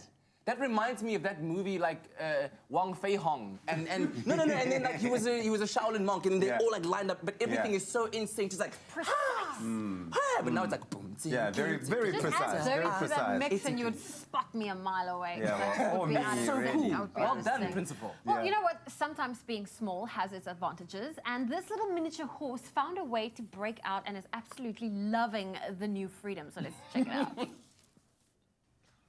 My Little Pony. I Okay. mean... Me, I want to be free. I also want to be free. How am I going to do it? We travel 10 kilometers away from everyone. No. How cute. Is he a mini horse? What kind of... Oh, he's fast. He's so cute. Yes. Oh, there's the gate. And he's through. Did he find it? No, he doesn't know where he's going. Pony. Yes. The Where's dogs don't know what to do. Oh, sorry. He's already out, guys. He's already out. He's broken Oh, he's trying out. to get back and in. No, he's enjoying his newfound freedom. That's what I said.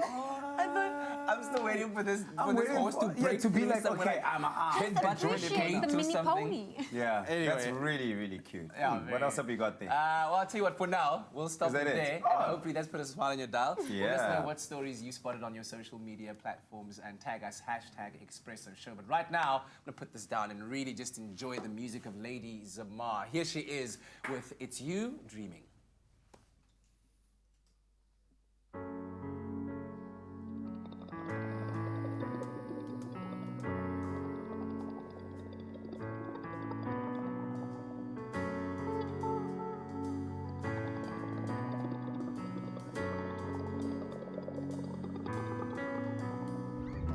I can't go on. These dreams have me tossing.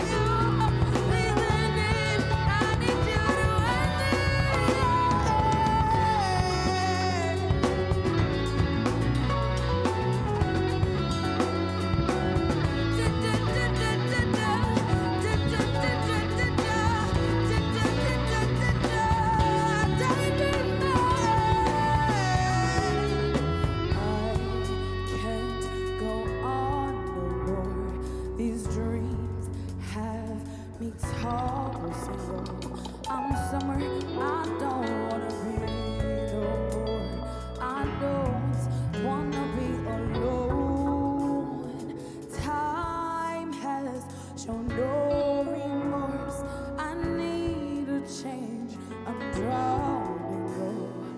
Angels be near, this fight is lost. Please end it. I need you to end it.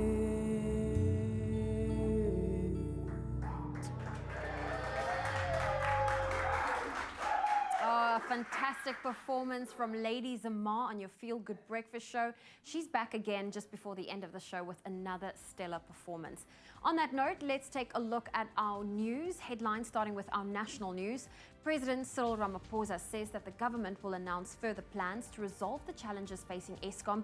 He said the state would not allow the power utility to fail. Then in the Western Cape, Government and Environmental Affairs MEC Anton Bredel yesterday said the Blossoms water supply pipeline at Oudtshoorn is to go ahead, and the idea was to ensure the town had another water supply apart from the existing Koos Rubenheimer Dam. Now moving to news abroad, Tanzania's rainforest is finally a protected area, and this is mainly due to the research efforts in collaboration with the University of York in England over the last 40 years to save the rainforest from deforestation and eliminate poaching. And Polish police are investigating an abattoir suspected of illegally trafficking in sick cattle, which has been filmed covertly. This revelation is potentially serious for the EU, as Poland is the 7th largest producer of cow meat in the EU. And finally, due to the severe drought and low water resources, the Kimberley SPCA has had to rescue some 1,500 abandoned flamingo chicks from the Comforts Dam. Now, however, they are not equipped to deal with an operation of this magnitude and are in desperate need of donations and volunteers to assist with feeding times. Flamingo chicks need cuddly items like old towels and carpets, feather dusters, teddies, and also frozen sardines, prawns, and hard-boiled eggs. What a unique chance to help save the lives of these beautiful birds and to have a once-in-a-lifetime opportunity to work with flamingos. So we're asking all of the folks of the Diamond City to do your bit and help save these flamingo chicks. Well, that's where we leave your morning headlines this morning. Let's take a final look at your sport.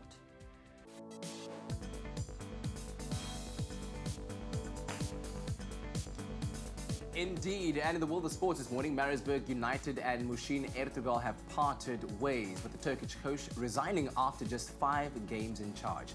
Now, the round of 16 for the FA Cup, that draw took place last night, where defending champions Chelsea were drawn up against Manchester United in the tie of the round. And in other football news, following this weekend's FA Cup action, the English Premier League continues tonight, as Man City will welcome Newcastle United, Arsenal take on Cardiff, while Man United tackle Burnley. And that's a roundup of today's major sporting headlines.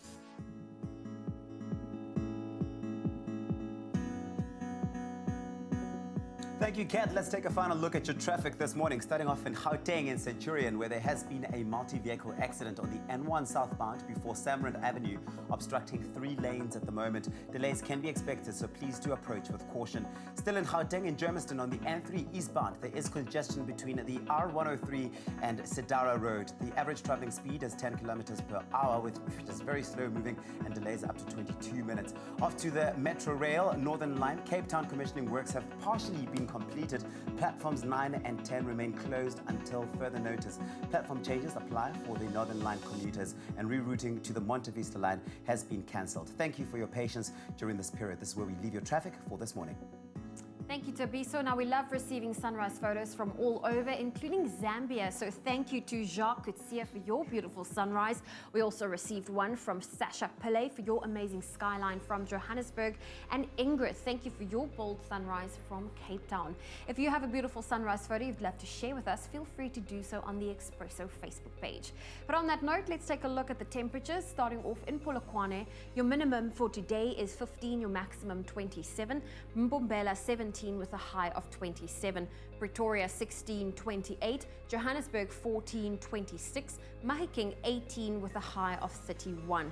It's partly cloudy in Klerksdorp, 18 with a high of 32, Kimberley 18 reaching a high of 30, Bloemfontein 16, 31, Richards Bay 21 with a high of 31. If you're in Pietermaritzburg today, 18 with a high of 31 can be expected. Partly cloudy conditions in Durban, 23 with a high of 28. Mthatha 19 with a high of 36, East London 22 reaching a high of 32. Cradock 17, 26. Port Elizabeth 20 with a high of 30. Some partly cloudy conditions in George today, 17 with a high of 28. Sunny in Sutherland, 11 with a high of 30. Cape Town partly cloudy, 18 with a high of 25. Worcester 14 reaching a high of 35. Springbok 11, 27 and Uppington 21 reaching a high of 37 degrees Celsius. And that's where we leave your weather on your Feel Good Breakfast Show. Well, sounds like it's going to be a bright and sunshiny, beautiful day for most parts of the country. Still the heat. Oh, man, it persists here. It does. But we're also hot when it comes to competitions here in Expresso. We do it real. Now, much like relationship goals, we all have property goals as well, and maybe a dream of owning the house on the beach or that penthouse that overlooks the city. Now, our friends at Private Property, they're encouraging you to share your property dreams in order to stand a chance of winning 10,000 Rand. That's simple to enter as well. You need to go on privateproperty.co.za and search for your dream home. Then once you found it, use the social media icons on the website to share it to your Twitter and Facebook or Facebook.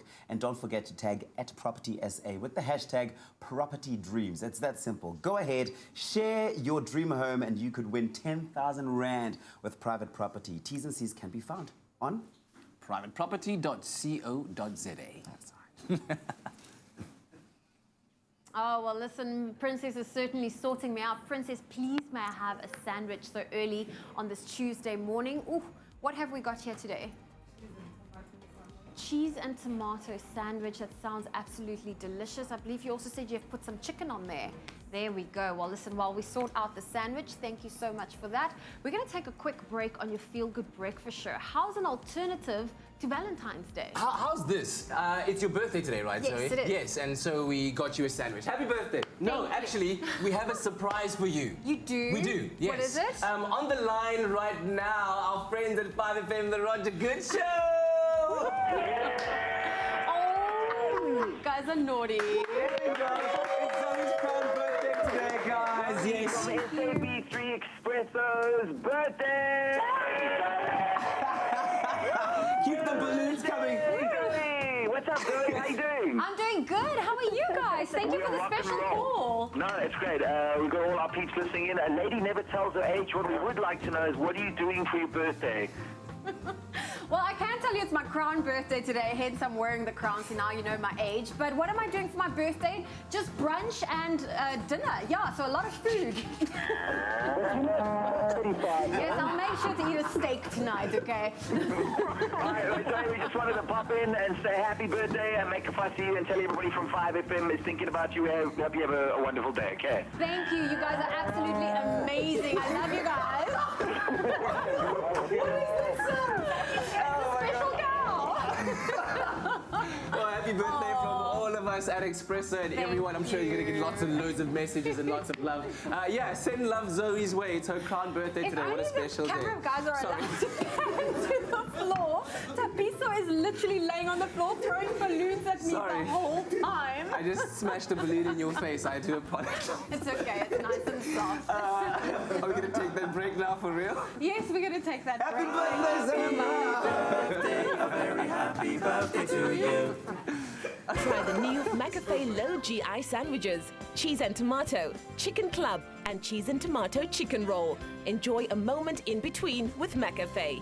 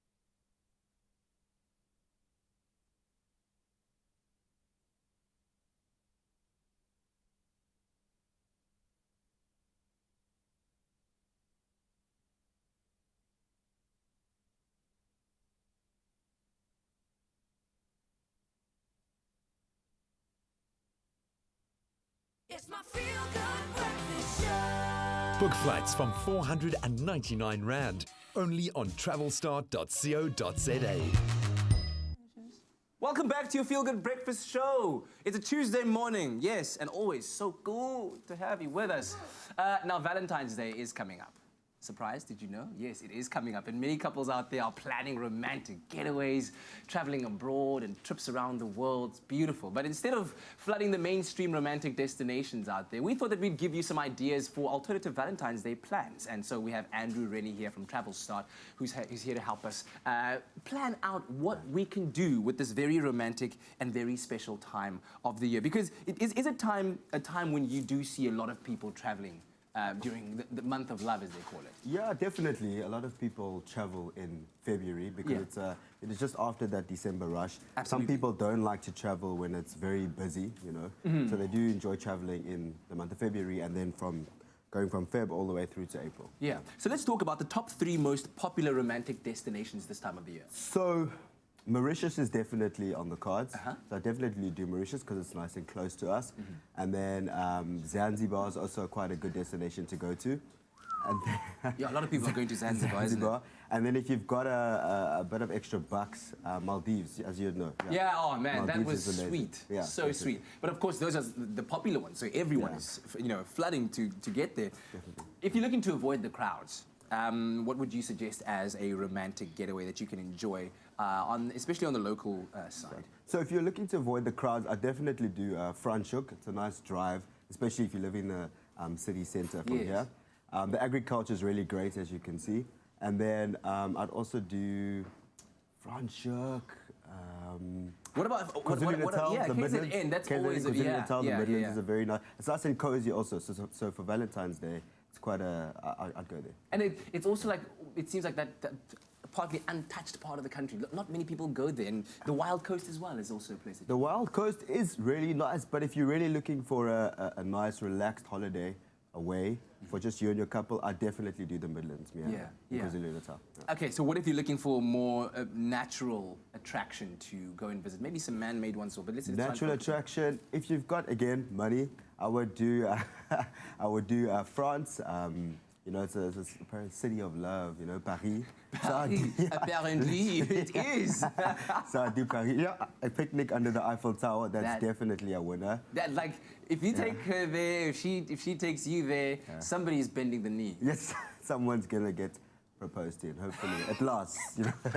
So I definitely do Paris. And then I mean, there's Turkey. You know, you can do the hot air balloons in Cappadocia, right? Yeah, in Turkey. So I don't know, February, you know, February is towards still winter. But after that, yeah, definitely, I would look at that. The beauty of this is that it's not even Photoshop. This is real. This is what happens in the morning in Cappadocia when people are having breakfast in these hot air balloons. Yeah, imagine popping the question there. It'd be amazing. She'll never forget it, never. And then, of course, there's God's Window, which is, I think, a beautiful natural wonder to behold. Wow, have you been there before? Yes, I have, actually with my mother and my aunt years ago. And it was one of the most beautiful sights I've ever seen in my life. So now we've catered for Abu Bay, the lovers out there, people that are just within, they're within. Yeah. What about people who are looking to just fly solo this year and are just not feeling that whole love thing? Like, definitely for solo flyers, I would do a Kontiki or a Top Deck or Trafalgar. You can really, it's like almost like a red bus except enclosed. Yes. And you can get around. I do Asia. You know, Asia's very good on the Rand at the moment. Good. So travel. Wow. Well, that looks like Thailand. Yeah. That's Thailand. That's Vietnam, so, I mean, is it Vietnam? Yeah, but I mean, look at these mountains. Look at the the temples, and with sunsets like that. Yeah. So I mean, I would definitely do Asia. Yeah. So tell us about how Travel Start can then help us put all of this together, whether you're trying to fly solo, whether you're trying to treat a special one to a loving holiday. So yeah, we've got an amazing team, Travel Bar. You can give us a call on 020 0559. There we go. Or you can visit the website if you, And download the app. Yeah, the Flap app is it's a really efficient app to use, but we prefer you call in. Yeah, yeah. Do you like speaking to the people? I love speaking to people. What do you say when the phone rings? Welcome to Travel Start. This is Andrew. I put on the little barrier adverts. Yeah, baby. Travel Tuesday is what it's all about, and so our friends, of course, at Travel Start can help you with all your travel needs. Check out the website travelstart.co. Call that number 021-020-0559. Get your holiday on. Book flights from 499 Rand, only on travelstart.co.za. All right, well, it's Travel Tuesday, and Wanderlust has certainly hit on this side of the world. But in keeping with the best in travel theme for this week, we decided instead of having you guess the capital city of one of the countries voted as one of the best to travel to, we thought we'd give you the chance to guess the city of the region voted as the best region to visit in 2019. So show off your geography skills and guess where in the world we're headed to today. We've got some tips for you, We right? do have some tips, and I think football fans will love our location. So the first clue this morning is we are looking for the name of a city in northern Italy famous for its refined architecture and cuisine. Okay. Well, did you know that the Alps rise to the northwest of this city? Now, if you know your architecture, one of the most distinct buildings in the city is the Mall Antoniniana, which towers above the surrounding skyline with its huge pointed basilica. And one of the most visited museums in Italy, the National Cinema Museum, is located in this very city. And another world-famous destination is located in the city. I'm talking about the Juventus Stadium, home of the iconic Juventus Football Club, and it can also be found in this city. Well, some dead giveaways there, and I hope your guessing is going. You are on fire right now. Why don't you let us know on our social media by using the hashtag Expresso Show. Okay, listen, we're in the kitchen right now, hanging out with Lady Zamar. Hasn't she been amazing, guys? The music has been absolutely top-notch, the band beautiful. And we're going to treat you to breakfast. Okay. And this is using our secret ingredient, clover nolac, for those that are lactose intolerant out there, so great for you. Gluten-free, we're using oat flour as well. So hopefully this fits into what you like to eat. Yes, it does. Excellent. I do not take gluten, and I think I'd had some last night. And Fantastic. Okay. killing me. Well, we're going to try and sort you out. I mean, that's what it looks like at the end of the day. But if you might, may I instruct you? Because you said you're very active in the kitchen, right? Okay. All right, so you're going to go over there, some baking powder over there, and some salt.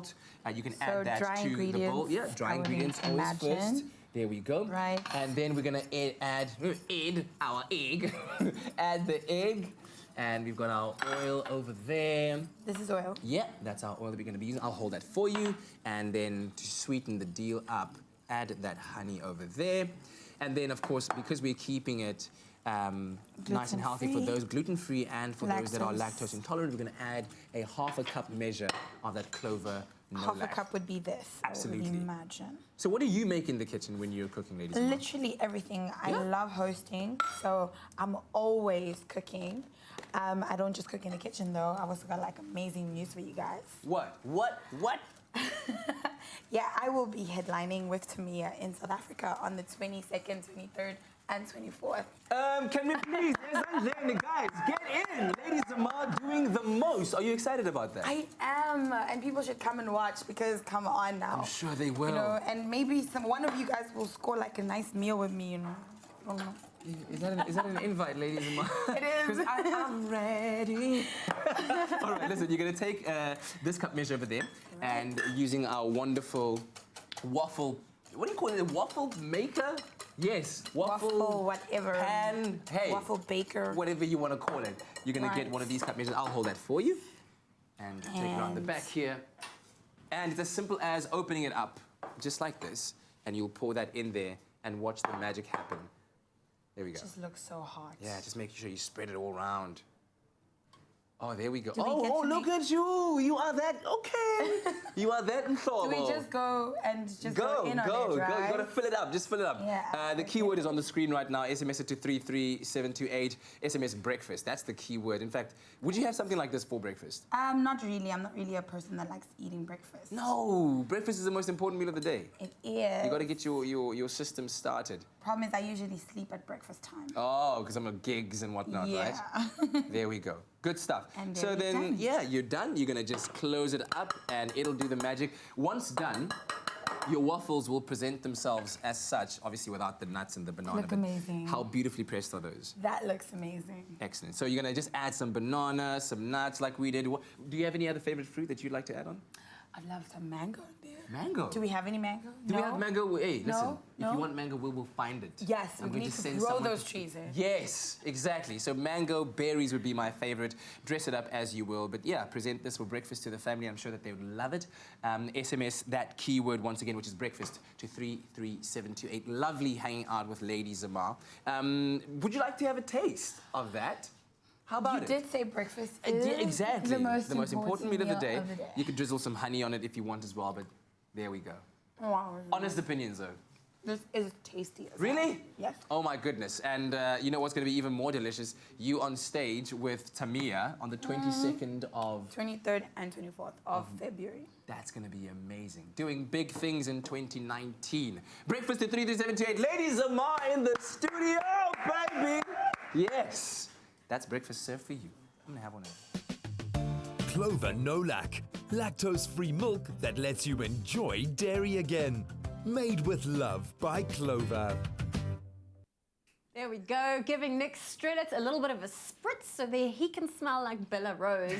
Well, we are taking a quick break on your Feel Good Breakfast show. When we get back, we're going to spend some more time in the kitchen whipping up a lactose-free tuna bake. You do not want to miss out on that. And of course, the reason Nick Strelitz is here is because we are talking SAG Awards. Yes. That's the Screen Actors Guild. And of course, it's the red carpet roundup. So don't go anywhere. We'll see you after the break.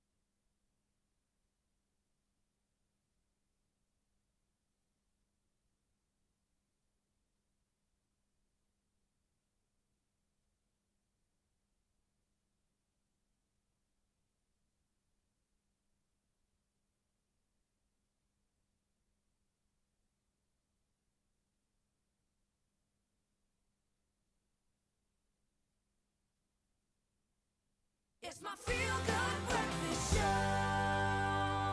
Welcome back to it, your Feel Good Breakfast Show Expresso right here live on SABC3. It's such a Feel Good Tuesday, right? Yeah, man. Lady Zamar is in the house. Her music is amazing. We're making beautiful dishes in the kitchen. And we're also talking all things health. In fact, right now, Zoe continues her conversation with Dr. Shellac all around how to optimize our health. Take a look.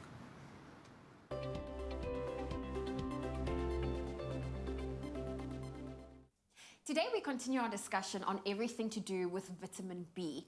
B vitamins are essential vitamins for your overall health, and the best way to identify a vitamin B deficiency is by listening to messages your body sends you.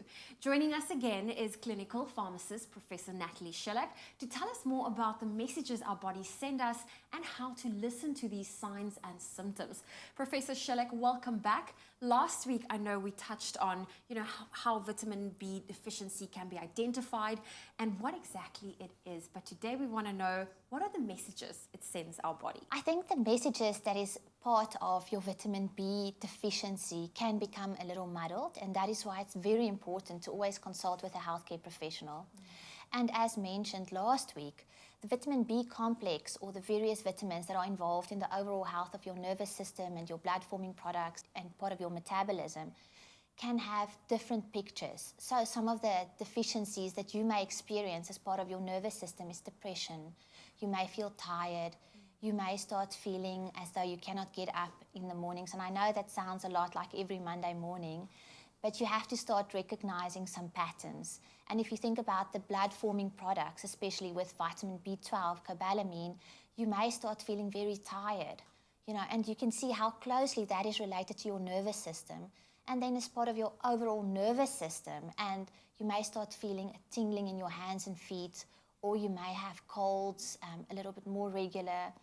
And some of these symptoms may form part of everyday health, but it's important then to reevaluate your diet and consult a healthcare professional. Professor, that's very interesting. I've noticed you mentioned pins and needles. How's that associated with vitamin B?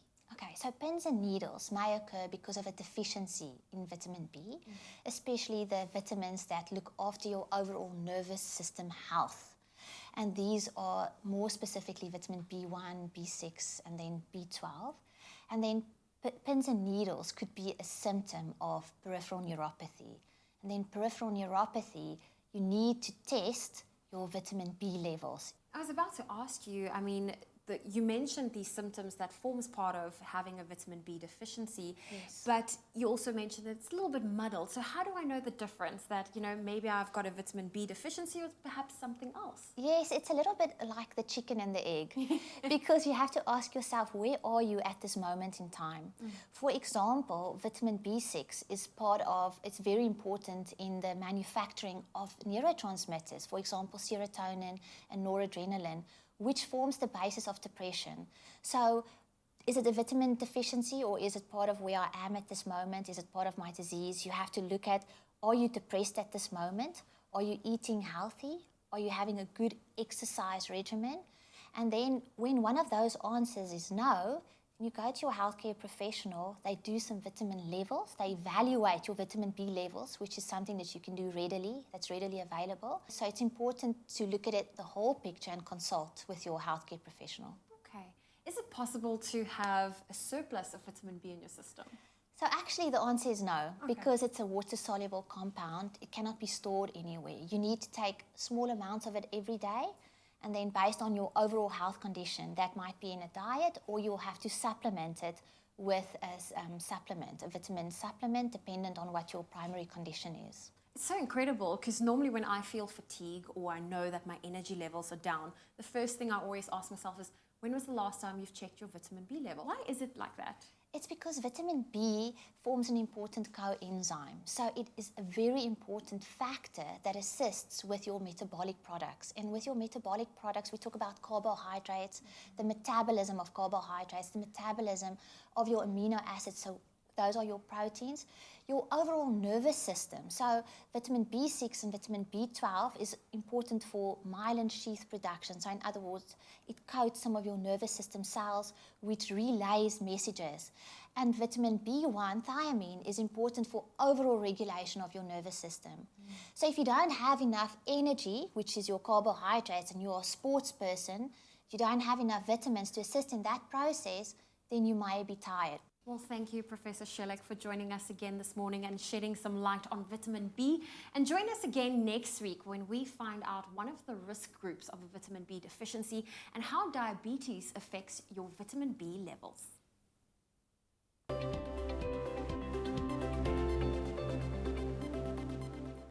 Hey, it's the Ladies of Cat Cooking Show. Cue the song. No. It's not a thing.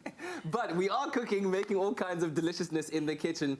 And with our secret ingredient, clover nolac, of course, now you can actually enjoy dairy even if you are lactose intolerant, because this has no lactose in and it's easy to digest, rich in vitamin D. We're going to be making a delicious tuna bake. Yes. Right? I love tuna, things that are high in protein. This is like my kind of vibe right now. So we've started off with some onions. We need to add You're going to add some olive oil in there just to get them nice and golden brown. You want to add, oh, hey. Hey, we are Emma, pull out that metal utensil from the non-stick pan. Get it right. Here we go.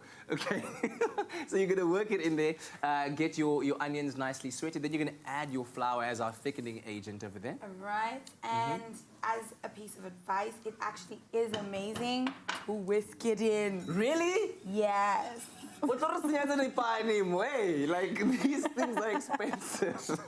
But okay. All right, so that's going to be your thickening agent, and then you're going to add 2 cups of clover nolac, which you'll use that measuring jug to get. So just fill it up all the way to the top. That's the equivalent of 2 cups. There we go. And then you just add it in there, and with the heat and the flour, that's going to thicken up that sauce that you ultimately are then going to use. And it looks so cool. Right. So while you do that, what I am then going to do is start with these ingredients here. Yes. I'm going to add the courgettes to the bottom. Then I'm going to add, let's go with I'm actually going to use this, the tuna. At the end of the day, we're going to mix all of this together anyway, right? And you can SMS the keyword Clover to 33728. And we'll send you a list of the ingredients as well as a link to the recipe so that you can make your own delicious tuna bake. So you want to just get it worked around. Mix in your pasta and your tuna and whatever other vegetables you like. Are you a veggie eater? I absolutely adore vegetables. What's your favorite veggie? Spinach, wilted spinach. Boy. You know, that is amazing all the time. And I'm a brinjal fan. Brinjal fan? Yeah. Okay. I'm a big fan of baby spinach these days. I add it to every single smoothie. It has like a bit of a taste to it, though. You don't like that? Know? I don't know. I think it's going to become something I like one day. You know, because vegetables are ultimately something you're supposed to like. Yeah. You know, but yeah. So what's going to happen is that sauce is going to thicken up a little bit. Obviously, a lot of it in the baking tray as well. So you're going to bring over that sauce. Have you added salt and pepper for I have. Okay, I have. good. I can trust you in the kitchen. Then you're going to pour that sauce all over our tuna. Right. So pasta. I'm going to pour it this way. There we go. Yeah, whichever way you're comfortable see with. how amazing it looks. There we go. Do it like you're doing it for TV. Oh, yes. And then you just got to scrape up the remainder and all the different onion shapes that are developed or something. Have you been practicing this? There you go. Just make sure it's nicely spread throughout. Give your pan a bit of a shake if you want to make sure it's evenly distributed. Oh my goodness, you didn't say. There we go. Are you right? Put it back down. It's fine. We've got enough of it. Okay. Then may I use that spatula? Oh, actually, you do that to spread it all around. And while you do that, I'm going to use some of these beautiful crumbs that you're going to spread over the top, so that at the end you have a beautiful golden crust like you have over there. How about we add some of this greenage as well, right? Just here we go. Just make sure it looks healthy. Bona, look at that. Now we can invite the family and tell them, hey guys, I've made it for you. Actually, a healthy meal. We need more of this. Aren't you stressing the healthy part? Yes, there we go. Yeah. Okay, cool. Then we're going to be sprinkling some crumb over the top, and you're going to bake this obviously in the oven until it's golden brown. For how long? As simple as that. Well, I think most of the ingredients are already cooked. The brinjals will take, or the courgettes will take a little bit because they're hard vegetables. So give it about 20 minutes, I'd say. 20 minutes.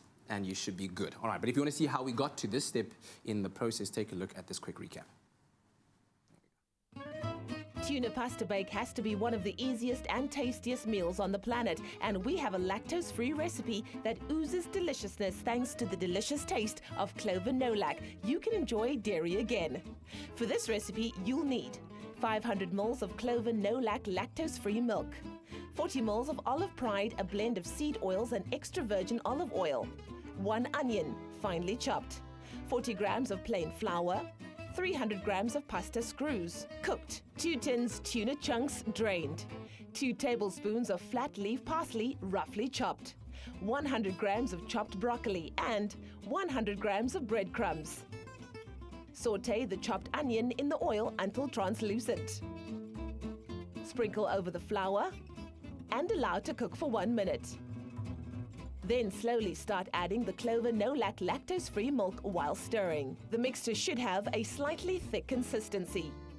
Add in the pasta screws, tuna chunks, broccoli, and herbs. Stir well to combine. The mixture should be well covered with the sauce. Place the mixture into a baking dish. Scatter the breadcrumbs over the top and bake at 180 degrees Celsius for 15 to 20 minutes until the crumb topping is golden brown. This Clover no-lac lactose-free tuna bake is a great recipe idea for adults and kids this summer. Made with love by Clover. And with that, ladies and gentlemen, add some final touches. There you go. Yeah. SMS the keyword Clover to 33728. My mouth literally just watered right now looking at that. And that's as easy as you like. Tuna bake, healthy, delicious, and ready to eat for dinner. Have it. Yeah? Should I? Yes, you said it's ready to eat. We make real food here. Do you know that? Okay, here we go. On a so warm and so... It's really, really good. So, so good. So, SMS the keyword Clover. No, you got to link this out because it's burning my mouth now. It's hard. You link out. SMS the keyword Clover. Clover. To 33728. To 33728. You're amazing. Clover no-lac, lactose-free milk that lets you enjoy dairy again. Made with love by Clover.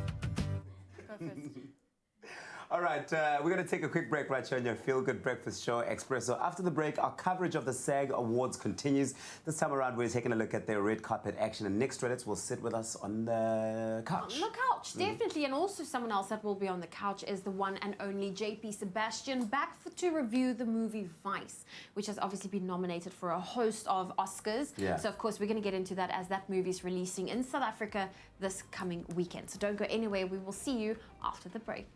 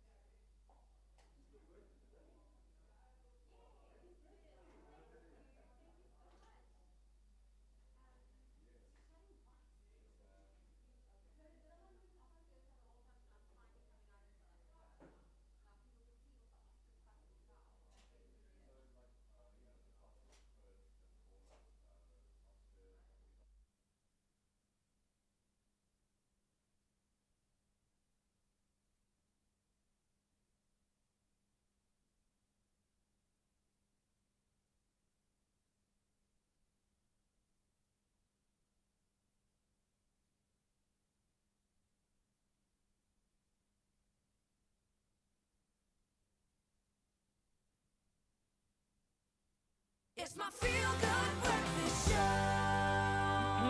Welcome back to it. Your feel-good breakfast show on a Tuesday morning, live, large and in charge, and yes, so good. Now, the Academy Awards are less than a month away. Did you know that? Yeah. Less than a month away they are, and so the chase for the entertainment industry's crowning glory is officially on. But before the Oscars come, the Screen Actors Guild Awards took place, and of course, one of the only awards shows where the winners are voted for entirely by the actors. And while the winning stars are a definite draw card, the fashion on the red carpet is always front page news and always to talk about. And so here, with a style roundup, His Majesty, the Expresso fashion editor, Nick Charades! Oh, Hear you. Lend me your ears. All men are equal She needs to be before the locked fashion. up. I love her. Listen, I love a fan, but there's a line, and I'm scared for my family's well-being. Where is security? Lucian, security. Right, listen, you've shown us the Golden Globes, you've shown us the Critics' Choice Awards and what everyone wore on the red carpet.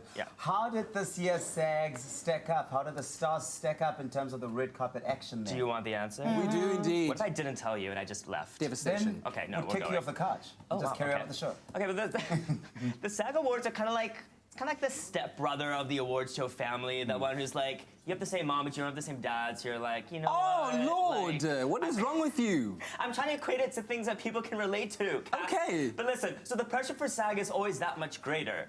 Because the Golden Globes is known for the fashion for the red carpet, the Oscars, obviously the creme de la creme, the SAG has a lot of pressure on it. This year, they definitely delivered, albeit the big A-listers weren't there. The people like Halle Berry, Julia Roberts, Nicole Kidman, who had graced the red carpet at Critics' Choice and as well as the Golden Globes. Were they even nominated? Yeah, I was about to ask that. Actually, that's a good question. Well, probably not not. nominated, why are you Because there? this is the nomination. Julia wasn't nominated at Golden Globes and Critics' Choice. She was there in that pantsuit. Hey, So listen. she was there. But listen, not bad. I think key takeouts, white, red, and pink were the colors, the go-to colors. Pink has been around for ages. It's not going anywhere. Red has been around. It's not going anywhere. I liked seeing white, quite avant-garde, high fashion, very clean. The biggest, Megan Mullally, who was the SAG Award host, she was an Alexander McQueen, she revealed that she had to buy her gown online because no designers would take her calls back. They wouldn't dress her. So that's because still she's going too. on. That's still ongoing. Was it that she said she's too big or something? No, that was BB Rexa. Okay, that's a good point. But I'm glad we're talking about this larger issue because I think people have a misconception that these big stars get thrown a million gowns at them left, right, and center when it's actually not the choice. She said very vocally, no one will dress me even though I will be on TV. I guarantee designers airtime because I'm hosting. Okay. Can they not go out and simply just buy the dresses from the designers? Why are you waiting for the calls from the designer? Well, Why she don't you went go buy the online dress? and bought an Alexander McQueen dress. You know what it is, bro? You step on the red carpet and then people ask you who you're wearing and then you inadvertently say the name of the designer, thus giving them airtime. So it's kind of like a trade-off that is expected. Like, you know, you're giving them airtime. She's So like, I'm come wearing on. www.dressestogo.co.za. Boom, and then you break the internet. Yes, okay. You know what I mean? Hey, Yes. okay. Anyway, let's back get on to topic. what we are actually all about. Talk us through some of your best and worst dressed on the red carpet. So I'm going to take you out to some of the standouts. We're going to start with the movie starlets because while Julia and Halle were God knows where, we still had some big A-listers as well. People of the likes like Amy Adams, who was on a lot of best dressed lists. Jane Fonda was a very mixed review. I loved Rachel Weisz in this couture gown by Givenchy. I thought it was absolutely stunning. Catherine Zeta, coming from nowhere, she's sort of been out of the spotlight for the last, say, 5, 6, 7 years. Kat? Yeah, she's a classic. No, I'm thinking about the days of Zorro when I watched her in that movie. She was she's massive still for a while. She's She's stunning. She took some time away, but I think Rachel Weisz for the similar starlets really my go-to. She's someone who really understands fashion, and it's a classic interpretation always, which I love. Let's talk about the leading men. Because we got the cinema starlets, but we got I'll take some of that. Hey, John Krasinski, get inside with that olive suit. What are you doing? It's amazing. It's incredible. And he's someone who's not really known for his style clout, but I think when you're married to the likes of Emily Blunt, you have to pick it up. I love Timothée Chalamet. Chalamet. I can't get it right. Chalamet is Gets good. me into fluster. What are you doing? I'm sorry, I'm touching the TV. Chris Pine. Okay, Chris is looking a bit crazy. I don't want to say he's had some work done, but I think he's had some work done. Up close, it's a bit crazy. And Ricky just living his best, living La Vida Loca life. Really good. Ricky is a star. Let's go to the Wakanda, because we had huge Wakanda representation. The royal family was in attendance. Style. They won with Best Ensemble as well, and they came as an ensemble as well. Michael B. Jordan, obviously Chadwick Boseman. Denai Guerrero, though, repping white, which was huge on the runway. I think she did her thing. Lupita getting a lot of mixed reviews for this dress. It's very avant-garde. She normally does quite timeless. It's a bit different. What do you guys think of Lupita? I'm thinking I think y'all need all to of them sit are giving down. me looks, and I'm living for each and every single one of them. Okay, we're loving it. Anybody who is in opposition needs to sit down. Your passport application to Wakanda has been immediately revoked. Listen. Okay, tell us about the best dress. Okay, guys, so my best dress, so I had to rank them. My top 5, coming in at number 5, is the gorgeousness that is Angela Bassett. Beautiful. 60 years young, Goodness. looks She's gorgeous, 30. that lady. Emily Blunt and Michael Kors. Oh, my goodness. Absolutely flawless. Rachel Brosnahan, who's nominated for Mrs. Maisel, she's a comedic actress, but she actually really gets the fashion right time and time again. Yeah. And Emma Stone, even though she's obligated to wear Louis Vuitton for the next 2 years at a $10 million contract to wear their pieces, she looks amazing.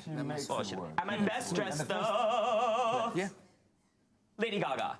Oh, wow. Gaga. Dior Couture, let me tell y'all, this was on the runway 1 week prior. She's Lady Gaga. She can get that dress off the runway. Yeah. My favorite. Perfect. Yeah? Yeah. Okay. And quickly. Worst dress. Worst dress. Okay, I had to get a top 5 worst dress, but my worst dress went to Sophia Bush. Do you remember Sophia Bush?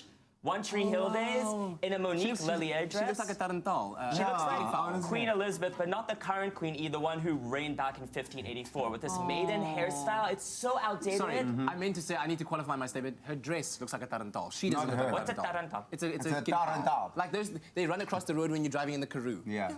Or in Hammanskraal. Yo, I love that. It's a guinea fowl. Okay, so she's roadkill, fashion roadkill. No, her dress is. Oh, sorry, not her as a person. Dress. Sophia, we love you. If you're in South Africa, call us. We meant no harm, but your dress was... Oh, man. Nick, thank you very much. Thank That you was so much. awesome. That's our roundup of the 2019 Screen Actors Guild Awards. Red carpets, moments, best and worst dressed. Let us know what you think. #Expresso Show. Well, from the best and worst dressed to the pros and cons of our next movie we're about to review, the movie Vice, that's obviously been making headlines, nominated for a couple of Oscars, I think 8 in total. So now it's releasing finally in South African box offices, and it's time for you to take a look at what the hype is all about. Is that the best way to set the scene? I think that the name itself doesn't necessarily tell you anything about what the movie's about. So hey, just to remind you that under George W. Bush, before Obama, Vice would have been Dick Cheney, and this is who Christian Bale plays. And so I want to show you a scene from it, actually, where he's sort of just before the campaigning for presidency and all that kind of stuff, still flirting with the idea of becoming the vice president to the dude, because he doesn't just want to be the idle, stand-on-the-side type guy, but he gives Bush what he wants, and that's to take complete power of the executive. Sure, let's take a look. I want you to be my VP. You're the solution to my problem. I'm CEO of a large company. I have been Secretary of Defense. I have been Chief of Staff. The Vice Presidency is mostly a symbolic job. Right. I can see how that wouldn't be enticing to you. However, the Vice Presidency is also defined by the President. And if we were to come to a different understanding. Go on. I'm listening. I sense that you're a kinetic leader. You make decisions based on instinct. I am. People always said that. Yeah. Very different. Very different from your father in that regard. Now, maybe I can handle some of the more mundane jobs, overseeing bureaucracy, managing military, energy, foreign policy.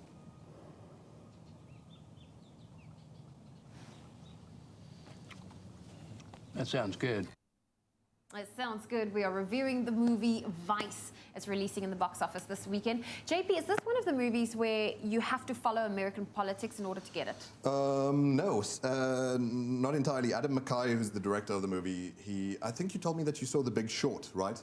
The one about the 2008 crash, the financial crisis, which also had Christian Bale in it, which also had Steve Carell in it. Well, that wasn't Steve Carell, but that was Sam Rockwell who was playing Bush there, and that was the Batman himself, Christian Bale playing more chubbed out Batman, Dick Cheney. Do you need to know the politics? It's a good biopic.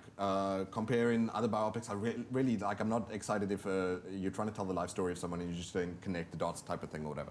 But it's well edited, it's stylish, and it does try to keep you gripped.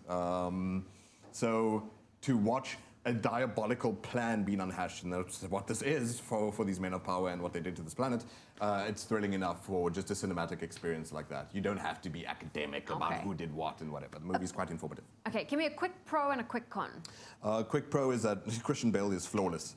He's got Dick Cheney down to his breathing, the way his chest rises and falls. That's impressive. And a con, I'd say, is like for a story that, like I said, is this climactic. Dick Cheney changed the world we live in, and I think that when a lot of people watch this movie, they're going to be surprised that he's not in jail for being a war criminal, which he is. Go read about the Project for a New American Century. This is not conspiracy nonsense. This is them saying we need to preemptively invade Iraq with no reason whatsoever, and they obviously lied about the weapons of mass destruction. So this movie is unambiguous about making these people out for being the evil people they are. That said, it can't touch all the bases thoroughly enough. Not in one movie. But it's still a fantastic movie. Okay, how many popcorns, JP? JP will give this 8 out of 10. Ooh, he is being generous. Yeah, I think I got cautioned earlier about the Kevin Hart movie, so I don't know. Hey, it's your opinion. Like we said, this is JP Sebastian's opinion. He's giving the movie Vice 8 out of 10, but of course it's hitting the box office this weekend. So why don't you go check it out? We would love to know what you have to think about it. Let us know on social media with that hashtag Expresso Show. But don't go anywhere. We're taking a quick break. More to come after the break.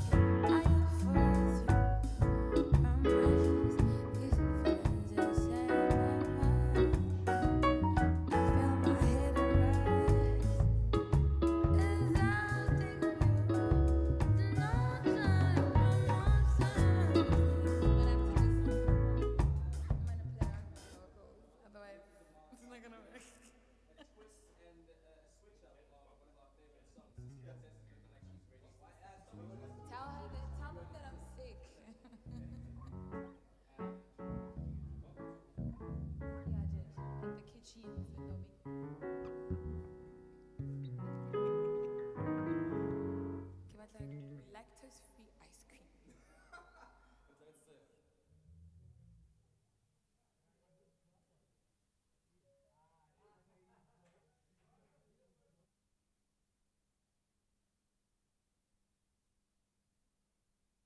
It's my feel-good breakfast show.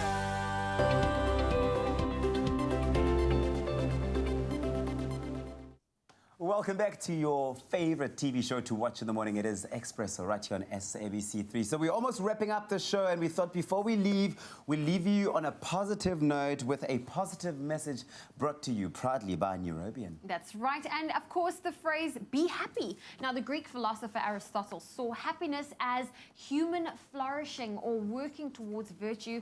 Happiness is achieved through selfless dedication and care for others. Be happy. Beautiful. Be happy. Be happy. That's our word for today. In fact, hashtag be happy everywhere you go throughout the day. This is it. All right. Okay, listen up. Time for some music as we close off this session of your Feel Good Breakfast show. Lady Zamar has been absolutely incredible, not just in the music, but in the kitchen as well. And I hope you've had fun. I really, really hope so. Yeah, I had so much fun. You'll be back again soon, right? Definitely. Excellent. Tell me, other than the big news you revealed to us early on in the kitchen, what else does 2019 have in store for you? On the first, I can't say when. No, say, yeah, on the first. Somewhere on the 1st of some month, I'll be dropping a new single. Okay, well, start counting down. We've got about a new album. 3 days to go to the first. Mark your calendar and the new album. And we are just wishing you all of the best in not just this year, but many years to come. Keep being that light You of... have such a beautiful voice. Oh my, no, stop. I just had to say it. Thank you. But right now, you're about to give us a performance of my favorite Lady Zamar song, but a twist up to it, unlike you've never heard it before. Here she is with Collide.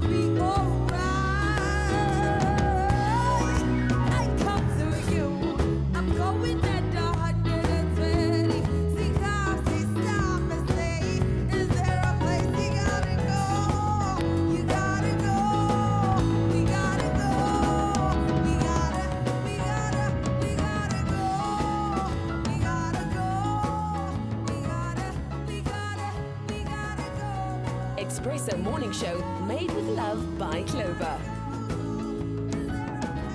Another feel-good production.